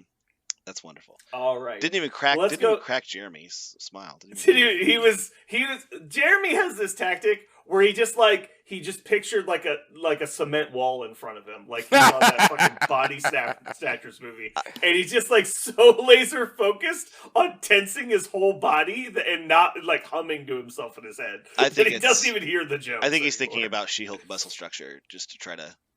He's like veiny green skin. Yeah. And like you can't hear words anymore. Yeah. Just circus music. Jeremy, do you want me to tell you another one? I was gonna save this for next week. It doesn't matter. I'll save it. Yeah, I'll save it because he's not ready. Yeah, he's not ready for this level. I'm not ready. I'm gonna blindside him so hard next week. He's not even gonna see. He's not ready for this jelly. Just. Jeremy's gonna be like a stressed out fucking like war veteran. like where's it coming from? I think any sudden movement could be a dad joke. I don't know where it's coming from. Yeah. Twitchy. Mm-hmm. All right, well let's go ahead and get out of here, guys. Yeah, I'm done for